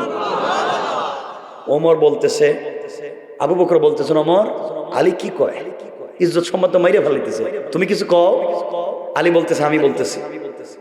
শোনেন, আপনারা বলতেছেন লানা, লামও লম্বা নুনও লম্বা, লামও লম্বা আলিফও লম্বা, নুন বাইঠা। শোনেন, লাউ কানা নুন বাইনাল আলিফে ওয়াল লাম, যদি আলিফের লামের মাঝখানে আমি নুন না থাকি, লাকানা লা, তোমরা হয়ে যাইবা না। সুবহানাল্লাহ বললেন না? লাম নুন আলিফ লানা, এই মাঝখান থেকে নুন সরাইয়া দিলে লাম আলিফ জবর, মানে কিছু নাই। তিনি বলছেন দেখছো আমি মাঝখানে আসি বিদায় তোমরা আছো, আমি না থাকলে তো কিছু নাই। সুবহানাল্লাহ বললেন না? কেমন বিনোদন আর ভালোবাসা ছিল তাদের মধ্যে। তাও এই হযরত আলীকে কষ্ট পাচ্ছেন, ডাক দিলেন, খাবার খেতে বসেছেন, নবীজি সবাইরে বসাইছেন। আলীরে ডান পার্শ্বে আবু বকর, ওমর, আবু বকর, ওসমান, আলী সবাই বসছেন। সাহাবায়ে কেরামকে রাসূল নিজের হাতে খেজুর দিচ্ছেন আর বলতেছেন আজকে আমি খেজুর দিচ্ছি ঠিকই, কিন্তু খাইতে খাইতে তোমরা গল্প করবা, আমিও গল্প করব। কে কি স্বপ্নে দেখছো আমারে বলতে হইব, আমিও কি স্বপ্নে দেখছি তোমরারে বলবো, আজকে সব আমরা শুনবো। সুবহানাল্লাহ বললেন না? মানে গল্পের একটা আসর বসাইছেন রাসূল। সবাইরে খেজুর বন্টন করে দিয়েছেন, নিজেও খেজুর বন্টন করে বসছেন খাইতে। সকল সাহাবায়ে কেরামকে বলছেন খাও। সবাই খেজুর খাওয়া শুরু করছেন, যার যার মতো করে গল্প বলতেছেন। কেউ কোন স্বপ্ন দেখছেন এটাও বলতেছেন। রাসূল হঠাৎ খাবার বন্ধ করে দাঁড়ায় গেছেন। কি করছেন? ঘুমাইছে আপনাদের? দাঁড়ায় বলতেছেন শোনো, খাবার বন্ধ করো, তোমাদের লজ্জা শরম নাই? আমি রাসূলের সামনে বৈশা এইভাবে একবার পেটুকের মতো রাক্ষসের মতো খাইতেছো। সাহাবায়ে কেরাম চিন্তা করেন ঘটনা কি? রাসূল তো জিন্দেগিতে এমন কথা বলেন না, আমরা কই খাইলাম, তার সামনে লজ্জা খাই না। আর বলতেছে আমরা বেশি খাইতেছি। ওমর বলছেন ইয়া রাসূলুল্লাহ ঘটনা কি? আমরা এমনি লজ্জা কম খাইতেছি, আপনি বলেন বেশি খাইতেছি। নবীজি বলেন কম খাইতেছো না, পেটুকের মতো আমার সামনে বসে লজ্জা শরম নাই, খাইতে আসো খাইতে আসো। আর উমর বলছেন বলেন না কে বেশি খাইছে? নবীজি বলছেন যার সামনে খেজুরের দানা, খেজুরের বিচি বেশি, সে সব থেকে বড় পেটুক, বেশি খাইছে। সুবহানাল্লাহ বললেন না? উমর তো এমনি গরম, লজ্জা দিতে দিতে পাগলির সামনে রাসূল দিতেছেন। উমর বাইরে হইছে, খুঁজতে আছে কে বেশি খাইছে, কে বেশি খাইছে। খুঁজতে খুঁজতে আইসা দেখে আলীর সামনে বিসির এক স্তূপ, এতগুলো বিসি আলীর সামনে রইছে। কই আলী তুমি এমনি বাইকিয়া আর এভাবে মানুষে খায়? এই যে লজ্জা শরম রাসূলের সামনে ইজ্জত সম্মান সব নষ্ট করে দিতেছো, এটা কেমনে খাইলা? আলী চিন্তা করে আমি তো খাইলামই না, আমার এই বেইজ্জতটা করছে কে, আমার এতগুলো শরম দিতেছে কে রাসূলের সামনে, আমি তো খাইলামই না। সাহাবায়ে কেরাম বলছেন তুমি বুঝলা কেমনি? আমি তো খেজুর খাইয়া বিচিগুলো রাখছি, দানাগুলো রাখছি, আর এখানে মজলিসে এমনও পেটুক আছে খেজুর খাইছে খাইছে বিচিও খাইছে। সুবহানাল্লাহ বললেন না? সাহাবায়ে কেরাম বলছেন এই কামটা করলো কে, বিচি শুদ্ধ খাইয়া ফেলাইছে। সাহাবায়ে কেরাম খুঁজতে লাগলেন, খুঁজতে খুঁজতে দেখেন নবীজির সামনে বিচি একটাও নাই, রাসূলের সামনে একটা বিচি নাই। এর অর্থ কি রাসূল বিচি শুদ্ধ খাইছে? বলেন খাইছে? বরং রাসূল খেজুরগুলো খাইয়া বিচিগুলো আলীর সামনে রেখে দিচ্ছে। সুবহানাল্লাহ বললেন না? একজন মেয়ের জামাই আর একজন শ্বশুর, কেমন বিনোদন, কেমন ভালোবাসা ছিল পাবলিকের সামনে। আর আমাদের এই দেশের শ্বশুর আর জামাই, মাদারীপুরের শ্বশুর আর জামাই যদি এই রাস্তা দিয়া এই কুয়াশার মধ্যে ঠান্ডা দিয়ে হাইটে যায়, কিছু দূর যাওয়ার পরে জামাই কয় আব্বা আমার তো ঠান্ডা লাগতেছে। কি করতাম? আপনার কাছে সিগারেট আছে, সিগারেট সিগারেট থাকলে আমার একটু দেন। অর্ধেক খাইয়া অর্ধেক দিতেছে, আর দুজন গলায় গলা লাগাইয়া লঙ্গি উল্টাইয়া দুলাবাইয়ের মতো হাঁটতেছে। কথা কন না কেরে? এর কারণ পরিবারে দিন নাই, কোরআনের শিক্ষা নাই। কথা বুঝতে পেরেছেন? আমি সব কথার শেষে শিক্ষার জন্য বলতেছি বাবা। সুতরাং পরিবারকে সুন্দর করতে হলে, সমাজকে সুন্দর করতে হলে লাগবে কোরআনের শিক্ষা। কোরআনের কিসের শিক্ষা? মনে আসেনি এই কোরআনের শিক্ষায় প্রধান বিচারপতি হযরত ওমর এখন মহিলার ঘরের কর্মচারী? মনে আসেনি? না ভুলে গেছেন গা? আমার মুসলমান বন্ধুগণ, গভীর মনোযোগ,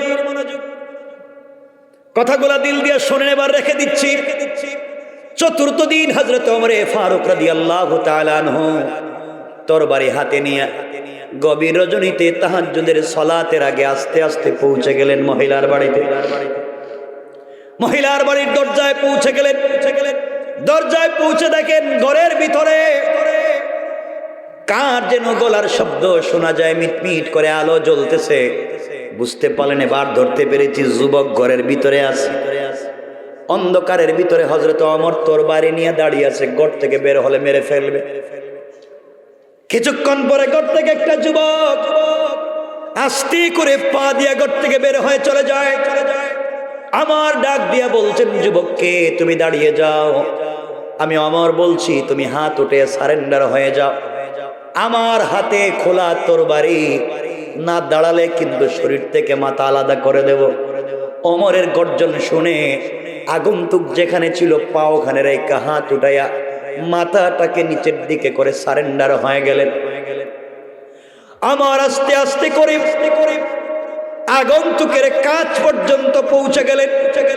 জওয়ানের কাছে গিয়ে নিজেকে আর সামলিয়ে রাখতে পারলেন না, হাউমাউ করে কান্না শুরু করে দিলেন।